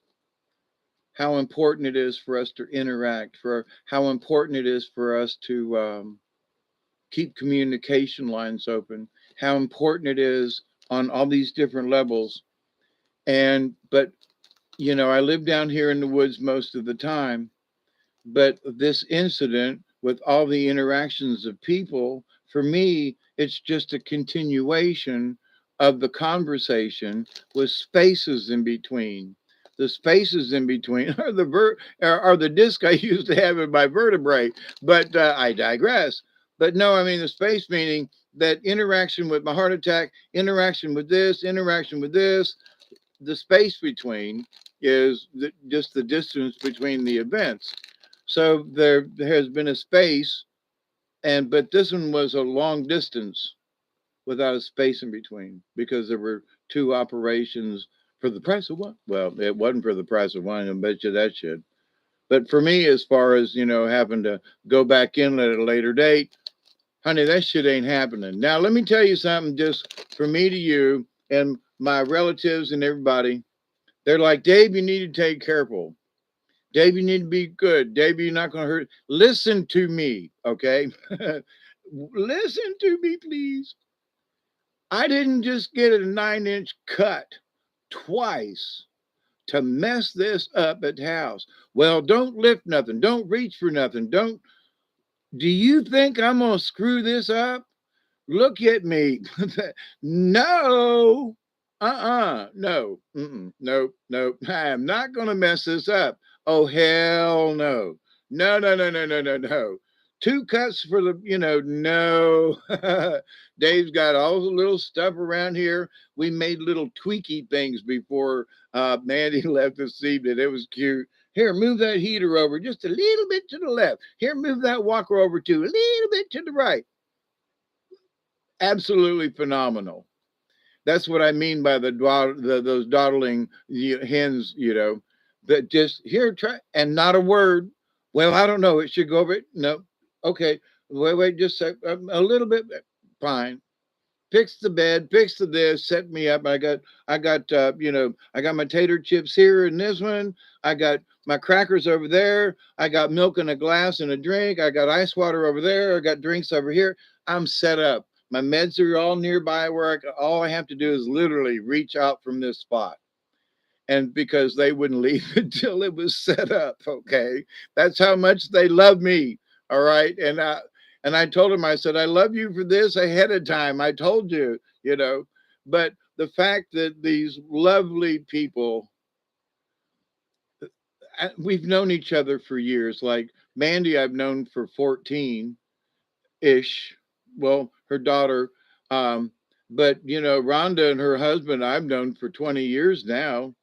And so it's not, but the idea that this extended family, we're friends. Yes, we've done each other but and then my next door neighbors, Miss Sheila and Ricky, who I've just recently met in the grand scheme of things, were here this afternoon with walkers to help me get up. She was the one that helped set up the kitchen and stuff. I I asked the Lord and the universe for these little tiddly bits of worry. How am I going to do this? And I just kind of left it up to the universe. And they jumped in, filled in ways I had not imagined. And they're still. And all I asked in general was that they knew my situation. They'd love me. She goes, we love you, and I'm like, okay, okay, okay, okay. But the fact that and I had a panic attack Saturday. I mean, I was bawling, I was crying. I was like, what the fuck is up with this? And it was because of all these tiddly bits. So yesterday was a day of settling things to see how the tiddly bits were going to get settled. And today, the tiddly bits, every single one of them worked out better. Even Mandy, before she left, she said, who was that? I said, it's the nurse. Really? Yeah, home nurse. Yeah. Got an appointment in the morning because she said, what we're worried about is how long is it going to take them to come and check you? So before she went home, after all this settling and stuff, and wonderful, I'm telling you, the phone call came and I said, now you can go home. Get in the car, go home, because that was the last piece of this puzzle up to this point. The synchronicity. I hope you can hear it in my voice. It ain't just a little bit. There were a bunch of events that went within minutes of how I was thinking of it last night. Because I said, we're going to round up the wagons at 2 p.m. It was 2:13 p.m. Exactly, because she gave me the nurse. I say, if you give me my meds at this time, which they couldn't have given me after a certain time because I was checked out. They lined it up. I got my meds. They hit me up with some intravenous steroids, which really help. I'm a little roidy right now, if you will, from that. But they were coming in every 4 hours and shooting me up with a crap load of steroids, and so I'm my little badge of where the hole is on my arm is right there. That was in there for 10 days. They put it in the day of the operation at 7 in the morning, and it just came out this afternoon at like 1:30 in the afternoon. So all of this is very fresh. But the thing is that I'm bruised. I've got, not that you can really see. You can't. Never mind. But I got bruises on my arms. I'm bruised on my legs where I don't know what the hell that was from. And I feel like I've been beat up. But I'm safe. I'm home, and through it all, it was really bad. I don't know how much worse it could have been. Don't want to know. I'm telling you, that's a fact. What time is it? Oh my God, it's 23. Oh man, let me light one up. Well, I'm talking about my pain, and I'm talking about the suffering, but my honest reasoning and honest uh, for why I'm discussing it is because how far out I had to reach on my own shaman journey for it just not to take me over. I mean, there were just times I just knew I had lost it. Not so much that I was going to die, but I damn sure was like, please, Lord, take me, especially those 35 minutes in the MRI machine. An older machine, a lot noisier, but it was my own personal pain that they could not fix until after I had the MRI. So I had to tolerate that time. And the older machine, I mentioned this before when I had my other MRI. I felt like I know what a hot dog feels like in the microwave. This was worse. This made the experience in Moultrie look like a piece of cake. This old clunker of a machine that she put me in that the other night. And I've known people. I had a friend of mine that I knew years ago when they first put in some of those MRI machines because he worked on CT scanners, and I worked with him. I helped him take apart. I went along with me. He'd pay me a little money because I had operations on my neck all them years ago, back in the '80s. All them years ago. And so, and I forget who's out there about the Barry. How are you? Witch Moon. Hi. How are you? Is it Chloe? Who is it out there that wants me to do puppets? Raise your hand. But here's something in having a conversation while waiting on going into the OR. Somebody said something about, yeah, and I told him, I said, yeah, I've traveled around doing puppet shows. I used to come down to Tom, and I did. Somebody said something about, you look familiar. And I said something about Victorian Christmas because every year around just before Christmas time, with all these old home, you, Chloe, okay, oh, and you too, Witch Moon. But these grand old homes that some of them are 150 years old. They some of them go back pre Confederacy. Okay. And back in the day, Thomasville was the end of the railroad line. Any air, if you wanted to go south on a railroad, you couldn't get past Thomasville. So there's a lot of history before the war and after the war. And but there's some grand old. There's some of these the homes and stuff down here are absolutely gorgeous. They're looking out the window, going, "Wow, look at that house!" And I go, "Yeah, I've worked down here for the last 44 years. Look how nice and they've kept it. And some of these houses are worth $2 million. Okay, they're huge, they're old, they're ancient, and they're up to date. So don't know where this money come from, but these houses are still here, and there is a very quiet history down here. And now that I seem to have been given a lease on life, I've been wanting to do like a local history of down here in the South, and I think I'm going to do it. But anyway, in the discussion of this, she said something about you used to do puppets. And I said, I said, yeah. And I said, I had to quit. And I had to quit doing theater because I couldn't stand up. I couldn't do this. I said, I had to quit doing puppets because I couldn't stand and do the puppets and everything because I do marionettes.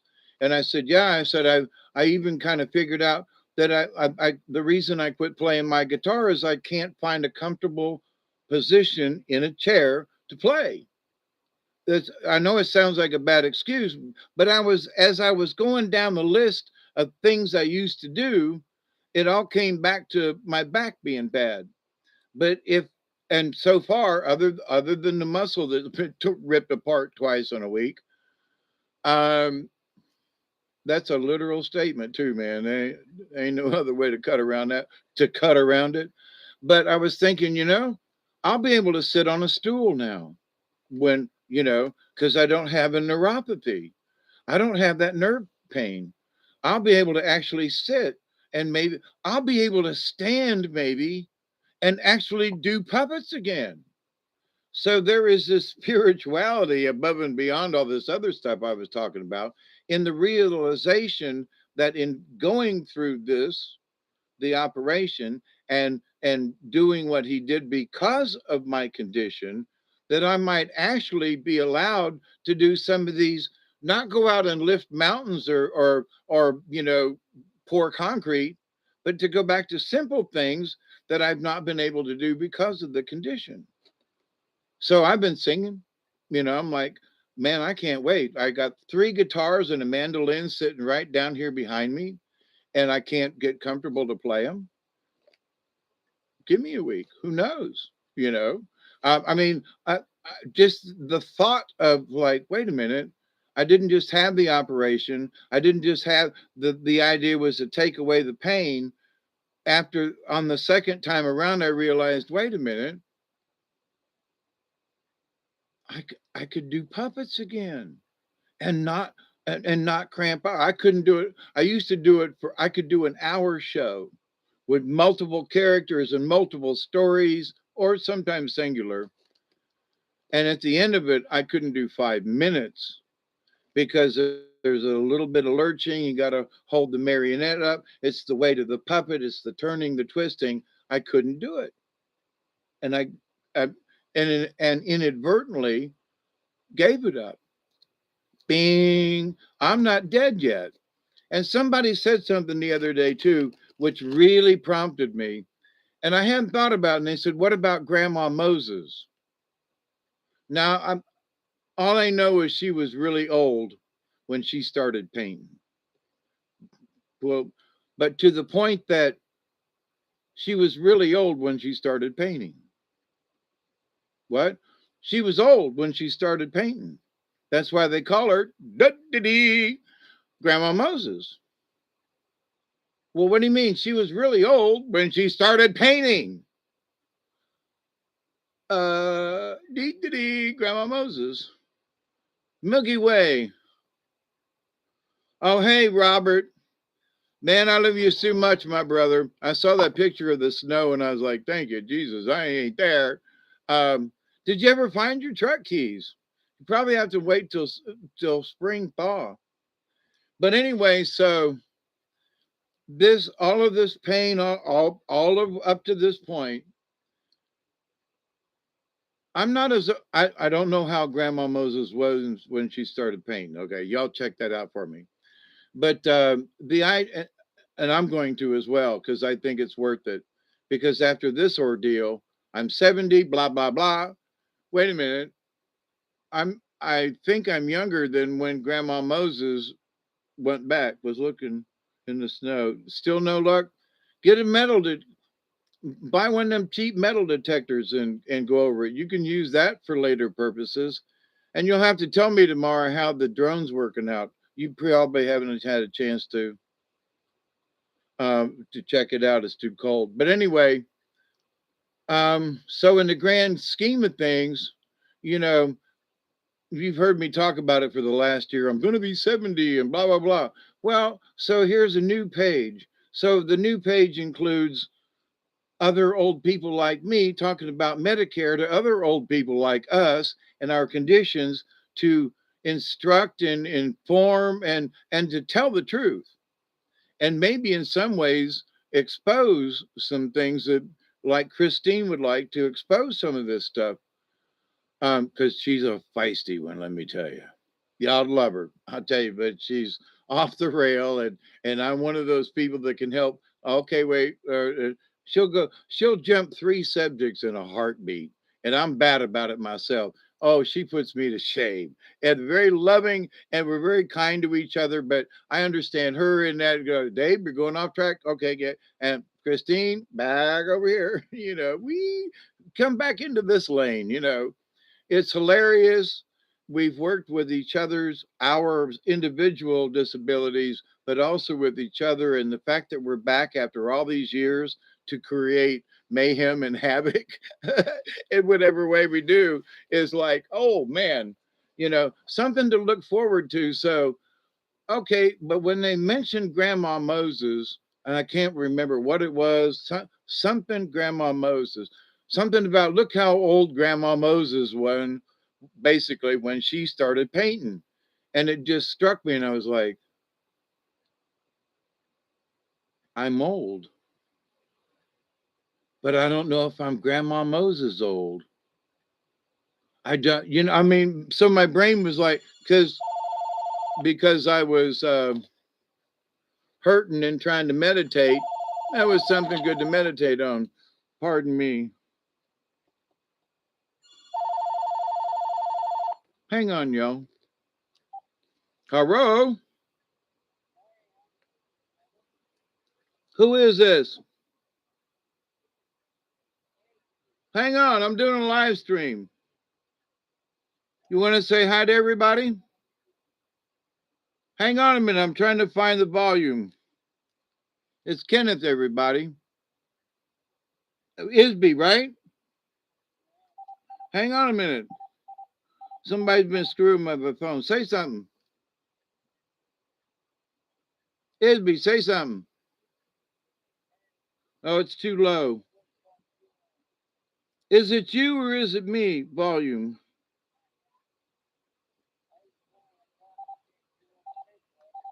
Hang on a sec. Hang on a sec. I'm doing live and everybody's listening. I'm trying to get your volume up so they can hear you. Can you get closer to the phone?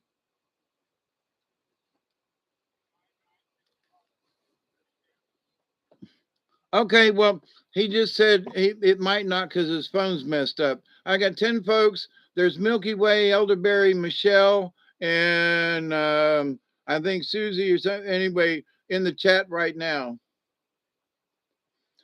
I just came from the home from the hospital today myself after 2 back surgeries. So how are you? Yeah, I'm home. Oh, it's Richard's there. Everybody's sending hugs to you, brother.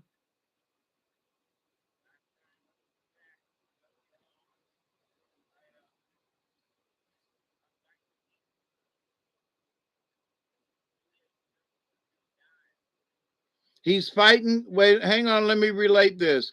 He's fighting cancer, and the VA says he's going to die from it. Okay, next. And what? They only seen it once? Well, dude, I had trouble with Medicare, and they tried to send me home when I almost died. I had I was only supposed to have one, got a blood clot, and had to have another operation 7 days later. I'm just getting home today. I haven't been home 5 hours, so trust me, I know. I don't know your condition, but I know the hospital condition. Go ahead. I'm on them now.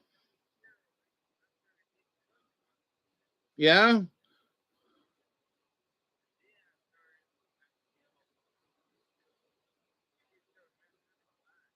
Oh, that'll do it. Yeah, the whole operation.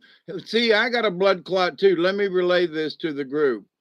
Isby, they started giving him steroids and it gave him blood clots. Where Isby, they gave me steroids to help prevent the blood clot that I got.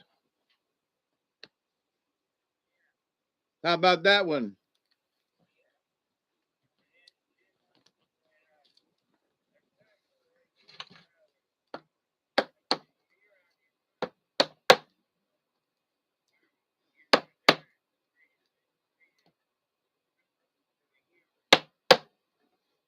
Tell him to fuck off and find another doctor. Find your patient advocate. Find your patient advocate. That's what I had to do, man. I'm telling you. You and me will have a private conversation, but you find your patient advocate and make them. They have to. And if one don't do it, you go to HR at the VA. You make them, because that's how I didn't die. They were going to send me home and I would be dead. I just went through this 3 days ago. So trust me, it's Medicare, but it's the hospital, and it's the same freaking process. I'm jumping up and down. Patient advocate, patient advocate. If you haven't contacted them, do it. They still got patient advocates for the VA. Oh, I hung up on him. That was an accident. Oops. Sorry about that. Isby says hi, and he thanks you for the prayers, and he wishes he could be back. Okay, calm down a minute. Hello? Yeah. Oh, you sound better. Go ahead. I'm in a rest home. Okay, can you hear him, everybody? Talk for a minute, Isby. I'm here. Yeah, but say something. I got the phone up to the microphone. Oh. Yeah, I'm in a rest home with the rehabilitation because I slipped and fell on a curb and I broke my left femur in half. Oh, that hurts. I know how that feels, honestly. I've had it done. And I still got the rod or the in my bone. I don't know what I'm gonna do about it right yet. Hang on a second. I messed. Hang on a second, Kenny, because I dropped the phone and messed up the camera. Let me do this again. I made a mess. Hang on. I want everybody to hear. Wait a minute, everybody. Let me readjust. Just take a deep breath, Kenny. I'm here. Yeah, well, I'm moving the camera and moving the phone so we can do this. It won't take me but a second. Sorry for the noise, everybody, but this is low tech. Okay, talk, Kenny. I say I'm in a rest home. It's a rehab facility, but they're helping me get my legs, where I can use my legs again. So I'm looking for a brace that I can put around my leg and hold it still, because when I stand up on it, it wants to twist. Yep. In some way. Yep. So I want to try to get some kind of brace I can put there so I can go home.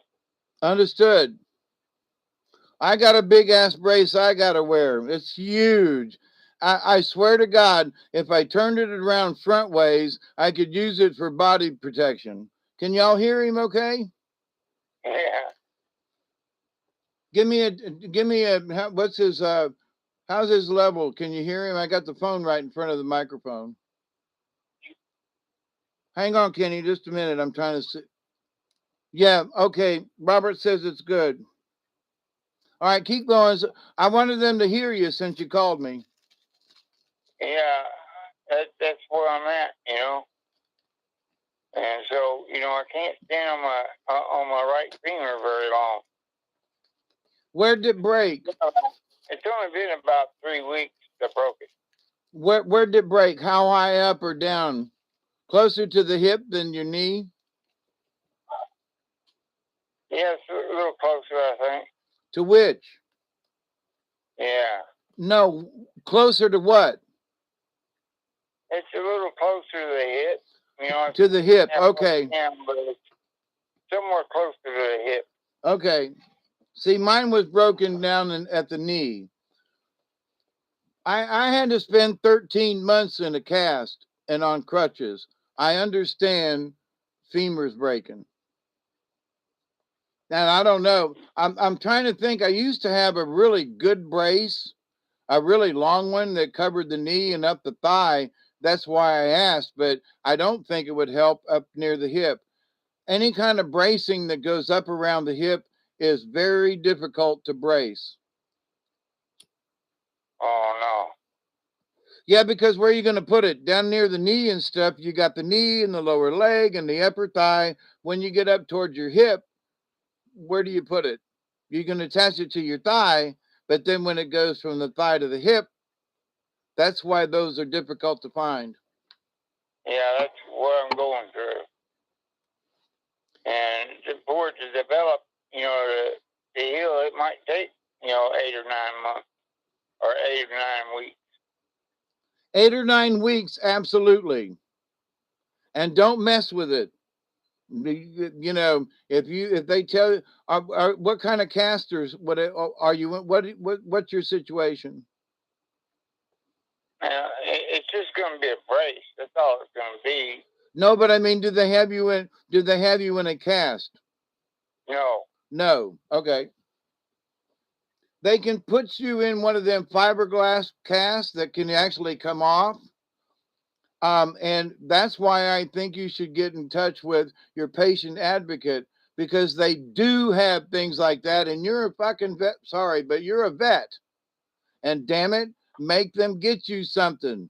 You might be in an in-between home. It doesn't matter. You're a vet. There are, but my brother's a vet. My granddaughter's a vet. So listen, and my granddaughter's receiving benefits. Well, both of them are receiving benefits, come to think of it. But anyway, and from related incidents. But if you could relate your incident to, like, Camp Lejeune or some shit like that, you know what I mean?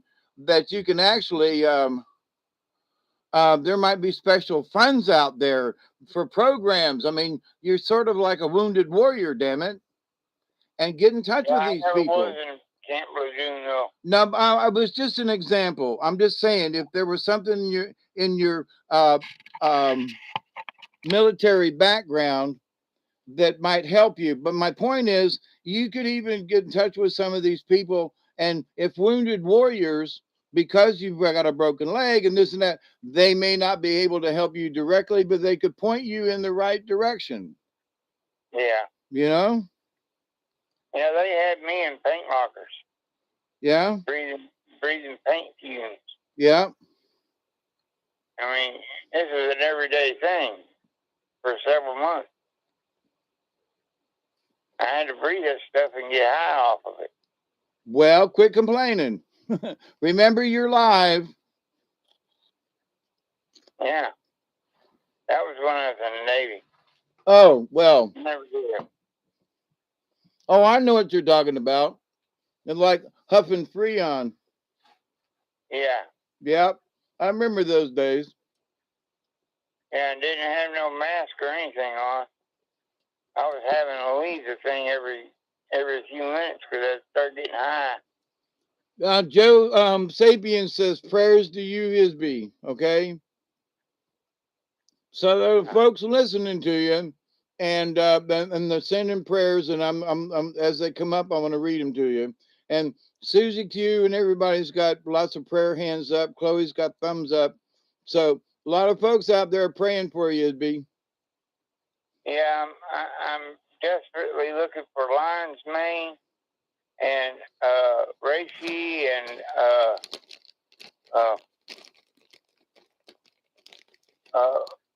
turkey tail. They're made of like 40% alcohol and water. Yeah, for what? Calls the chemicals out and puts them in my blood. Bye, Richard. Thank you. Love you much, man. Go ahead.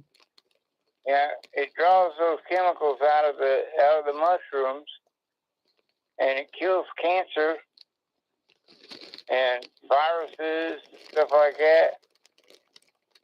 I've been taking them for a while. What is your pH level?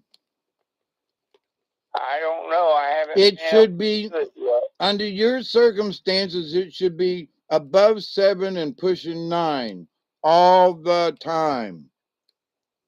Yeah, I got a feeling this place should have a fit. They don't like me taking that stuff. No, they don't. But you can take things. Now, I can't remember what the pH of baking soda is at the moment. But you can do simple things like wet your finger and put baking soda on your tongue and change your damn pH. All right. Yes, I gotta contact Mom about bringing me some of that. But my point is, there are simple things you can do, and if they're feeding you too much, low pH, below anything below 6, yeah, 5's really dangerous and 4's out of the question.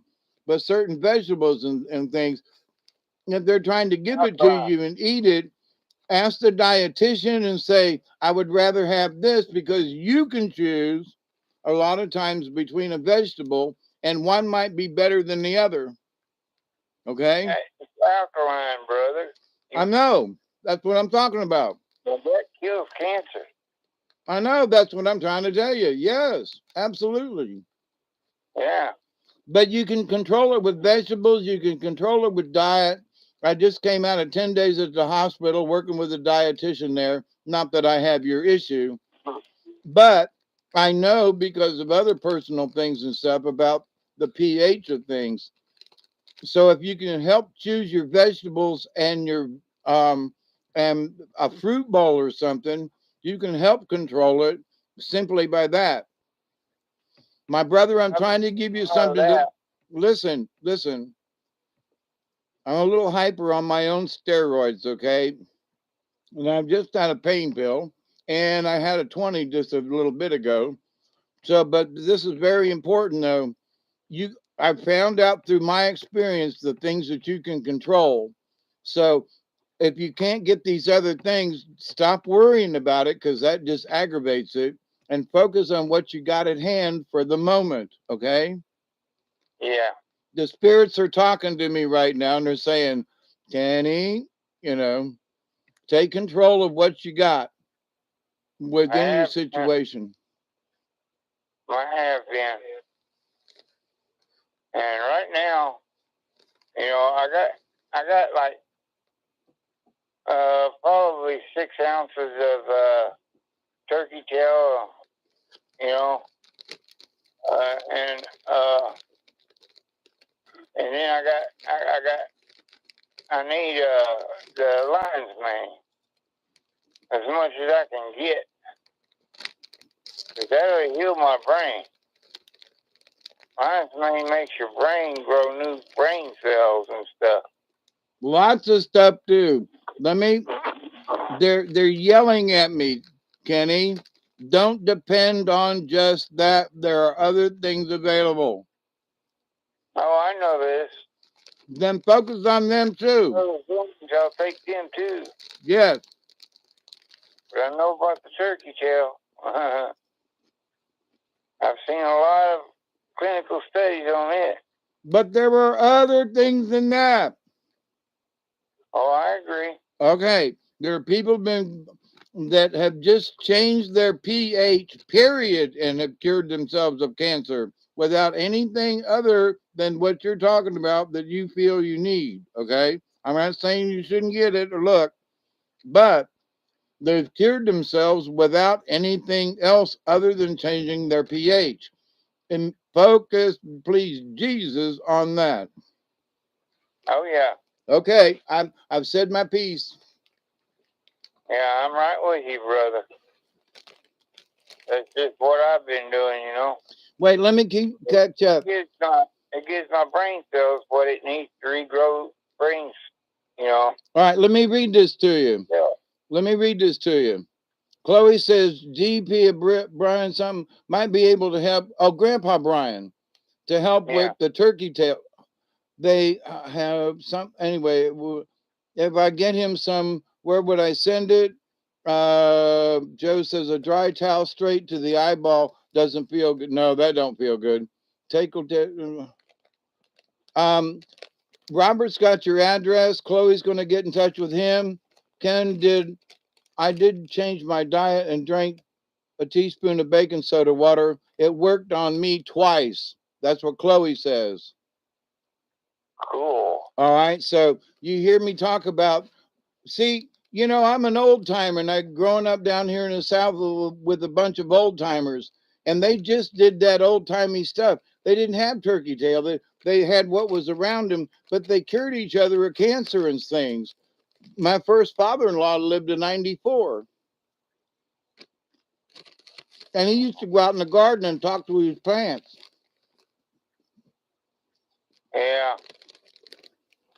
Yeah, I'm wanting to do that myself. But listen, People want to tell me I'm going to die. They're freaking quit. we're all going to die. I thought I was going to die the other day for real. And if they had sent me home, I don't know if I'd be alive. That's honest to God's truth. But with that said, we ain't dead yet. And as long as we're breathing, we got a choice. That's how we take those choices. I'm living it right this minute with you. It'd be just in a different scenario. That's exactly where I'm at, brother. I'm taking my choices. And these people telling me I'm going to die.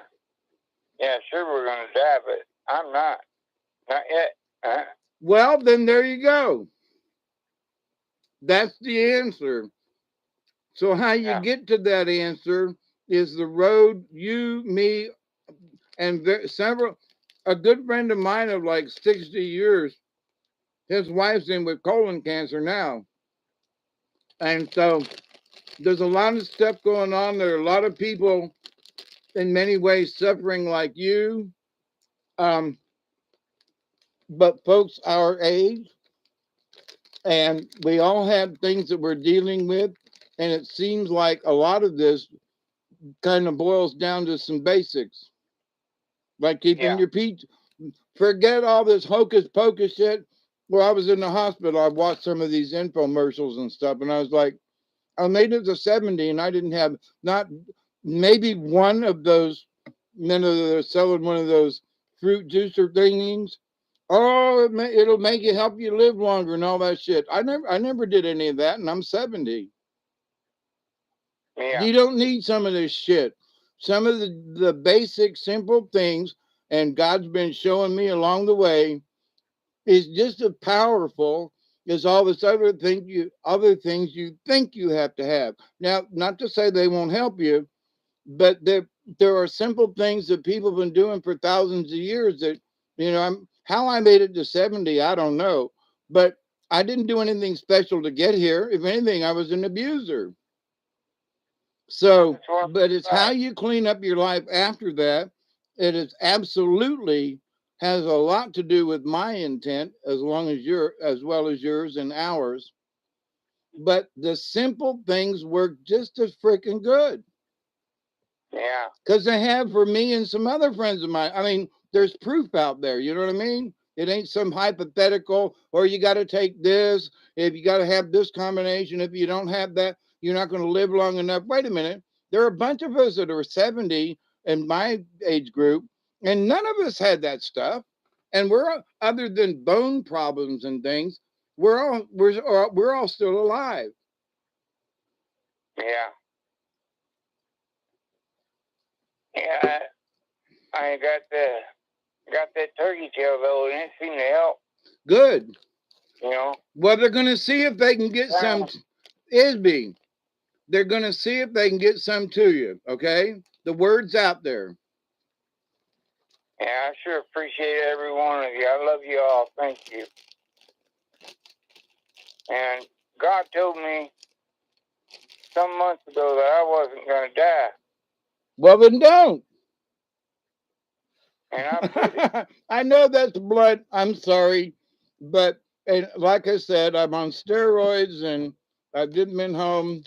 But basically, I made up my mind the other day. I'm like, no, I ain't out of here yet, Yeah, that's where I'm at. And I got a certain place that I want to go. Me too. When I get healed, I want to go to the West Coast. To the Pacific Ocean. Take what?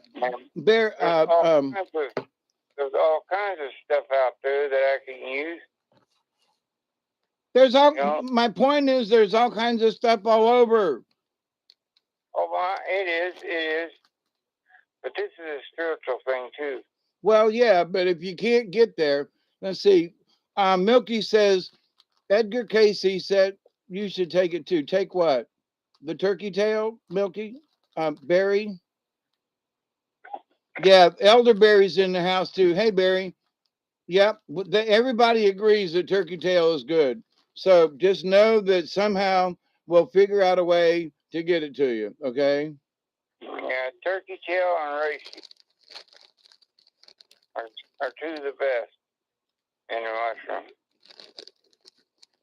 But still, if you could hear the spirits yelling in my ear to you, fix your pH, Kenny. They're yelling at me. Okay. I'm gonna fix that too. I'm gonna call Mom and have her put me some pH in a bag. You know.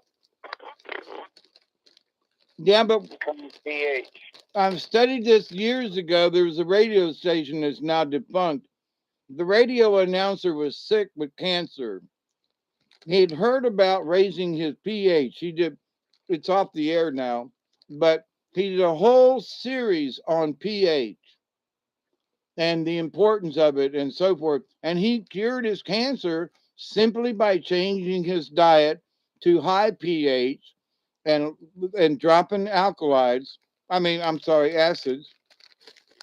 And he cured himself of cancer without any special turkey. I'm not saying turkey tail ain't good, but he cured it without it. Yeah. Well, I know there's more things than just turkey tail. So until then, your job, I'm asking the spirits to hold you to it, that your job is to help fix your pH with what you got around you. Yep. Through your diet, find out what vegetables you're taking, find out how, if you can talk to the dietitian, that you can do tomorrow. I don't think dietitian here is going to help me with that. Yes, it will. What the FDA says. No, you find it out and you tell him, what vegetables do you have? What are my choices? And the dietitian, because you're VA and all that, patient advocate, they say, well, broccoli versus this. Broccoli, I'm making this up, I don't know. But it could be broccoli versus carrots. And carrots is better than broccoli or vice versa. Or maybe some of both of them. But my point is that they called me up and they said, well, here's our menu. And I said, so what are your alternatives? Well, we got peas or green beans. So, it could be as simple as that will help you change your pH, is my point. Yeah, I've been eating a lot of that. Every day I get double portion. Make sure it's the highest pH. That's all. That's all you got to do. Just make sure what you're getting double portions of has a high pH. That's all. Yeah. And the broccoli and all that you mentioned, that's part of it. Right. And it wouldn't be broccoli, it's also sweet potatoes. Yeah. Well, here's the thing. Have you asked the dietitian if they have choices? Not about pH, but about vegetables. I can't even get their phone number. I've been asking these people for their phone number, and they're going, well, we'll make the orders for you. And they go make the orders, and, they just get me whatever's on the double portion of whatever's on meal, Then here's the message they're screaming at me for you, my brother, okay? Patient advocate. They have outreach from the patient. That should be your next, well, actually simultaneous. They're screaming in my ear, Kenny, okay? I'm telling you. The patient, because I had to get a patient advocate. But for you, especially VA, you simply have to make the right contact. If you have to use a damn payphone or whatever, well, you're calling me on a phone. But look it up, find something, and get in touch with your patient advocate. Outreach through the VA. I did not have that resource, and I made it through. You do have the resource because of VA. Use it. Take your energy and focus on that. And if they're not Yeah. giving you choices with your diet, make them. Because it's Yeah, simple. VA, It's simple. that VA guy was checking for my cancer. Said it's too late. You're out of your mind. You ain't got no mind. We're not going to help you no more. Patient advocate. Yeah. I'm sorry, ladies and gentlemen. My friend who just contacted me and moved back to Tallahassee has a brain aneurysm. They told her 10 years ago she would be dead. Did you hear me? They told her 10 years ago she would be dead. I'm going to repeat that. They told her 10 years ago she was going to be dead. The power of the mind. Oh, Kenneth, you don't know this. You know my medicine cards I got? Yeah. The person who sent them to me is the person with the brain aneurysm that was supposed to kill her 10 years ago. There's a cosmic connection to this, big time. Yeah, it blows my mind what they're doing there.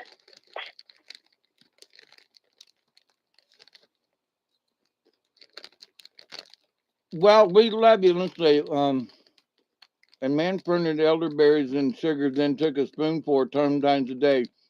Yes, elderberry, and I got some that's coming out this spring. It's all over my yard and down here, around here, Barry. Oh, and by the way, personally, around the house and everything, the blueberries are blooming. It's going to get cold, but not freeze them. I had the first of the mulberries off the tree today they've been munching them off the tree while I was in the hospital, but the mulberries are blooming and they taste great.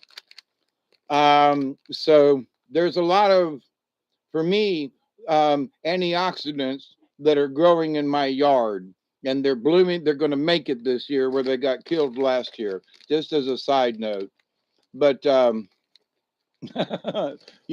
to that. You followed me over the last few years and how that mess has been going. But this year we got local, blueberries and things that are going to town. They're small, but they're potent.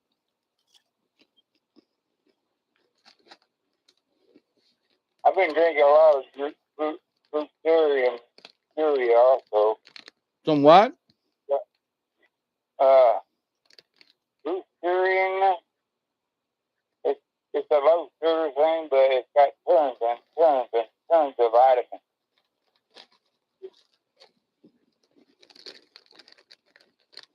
Be careful of that stuff.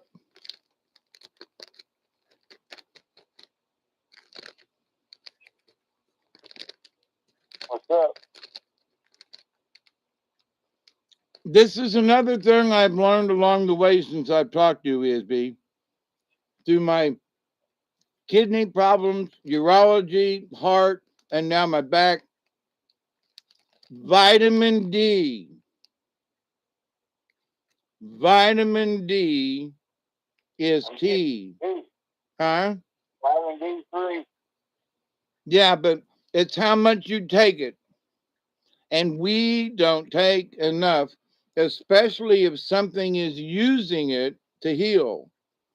So, you can take medicine, but or eat it. If it's chewing it up faster than it can collect in you, then you're always at a deficit. And that's what I found out within my own body. They put me on a special vitamin D vitamin that cost money from the pharmacy. It was so strong. And I had to take it for 8 weeks. We don't take enough vitamin D. And everything since that time, you know how synchronicity works. I've seen YouTube videos, I've seen other things with real doctors and real research, and I've talked to my own doctors that know this. Vitamin D is if it gets below half of where it should be, your kidneys, your liver, things start shutting down. just simply because of vitamin D. And you can't get it from sunshine. I didn't hear about that. That's why I'm here to tell you there's a reason you called tonight. But I mean, I can't remember the units that they prescribed for me, but on one of my videos, I had the bottle and read it out to everybody. But I'm here to tell you, find out what's on the bottle of the vitamin D, and in your condition, I'd take almost 3 times as much as what it says. Every day. Don't miss a day. Yeah, I do that. I'm also taking like workout powders. You know, like you're gonna go to a workout place. You don't work out and all that. It's got for growing muscle mass and got zinc in it and An Xbox body. you know, getting sick and stuff. Yeah. Can I tell you something that another continuation on a theme? The one way to control what's happening is to stop taking extra shit. Okay? Because if you're taking a combination of stuff, oh, well, this is good for me. Well, that's good for me. But you don't know what the combination is. Period. It's like mixing drugs. Well, this is good for you. Well, they mixed my drugs and damn near killed me. So, but here's the thing, the same thing is with vitamins.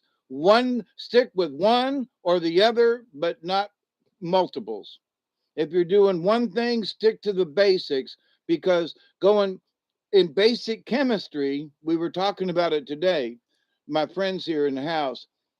And my friend Serge, who'd passed away a few years ago, was a full-blown chemist. He fixed toxic water that would just be it was bad. It was his job. But it always went back to, Dave, always bring the compounds down to the basics. If you mix too much stuff together, you don't know where you are. So you're trying to get well. If you mix what you're trying to get well with, one might actually do you worse than not taking either one of them at all. That you may be compounding the issue in trying to get well when you don't know that the two of them are actually working against each other. So the message is, find something, stick with the basic until you can establish a really good, like my pH is up. Oh, I feel a little better. Oh, and then maybe add something. You follow me? Don't mix it up too much. It's bad, bad, bad, because you don't know. You're guessing. I wonder what vitamin K is good for. You what? Say that again. Vitamin K. I didn't understand it. Did somebody else? But anyway, listen. I've been on here 2 hours and 2 hours and 22 minutes and 59 seconds. And I really need to shut me down and rearrange, and because I'm sore as hell. I've been sitting for the last 3 hours, and I need to go lay down, and I can't do this laying down. I'm so happy to talk to you and see if you're doing better. And I am. But see, all my prayers. some of the things I'm saying. Everyone else. Go ahead. You're telling everybody what? I'll shut up. I just want to say I'm so happy for everyone else, and I'm so grateful for every one of you. Every one of you are gods and goddesses in yourself. Every one of us. And it's just beautiful. Oh, I'm good, Joe. But I mean, I do have to reposition and everything. But my phone hasn't been on charge, and I'm afraid it's going to shut off in the middle of a conversation. But I wasn't intending to be here much longer anyway. But I sort of wanted to wrap this up in that the message is they're screaming at me from all of this since we've talked last. is about, make sure you take your vitamin D. Don't mix your stuff that you think is helping you. Bring it back to a basic. Like if it may be just as simple as using baking soda. That's just an example. But can keep it to basics, as I have, me and my doctors in the whole 9 yards, we've learned, go back to the basics and start from there. But you got to let your body adjust to that basic. You can't wait, well, I started taking something today, and a week later you go back to taking something else. You got to allow your body a chance to make that adjustment. But in the meantime, the important thing is you need a patient advocate, and you must control your pH.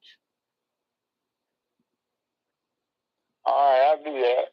I love you, my man, and the spirits. Like I said, I hope you trust me enough to know that this is good information. Not that you shouldn't pursue the turkey thingy, but that if you're taking these other compounds and stuff, that will, all the herbalists I've ever worked with, and I've worked with quite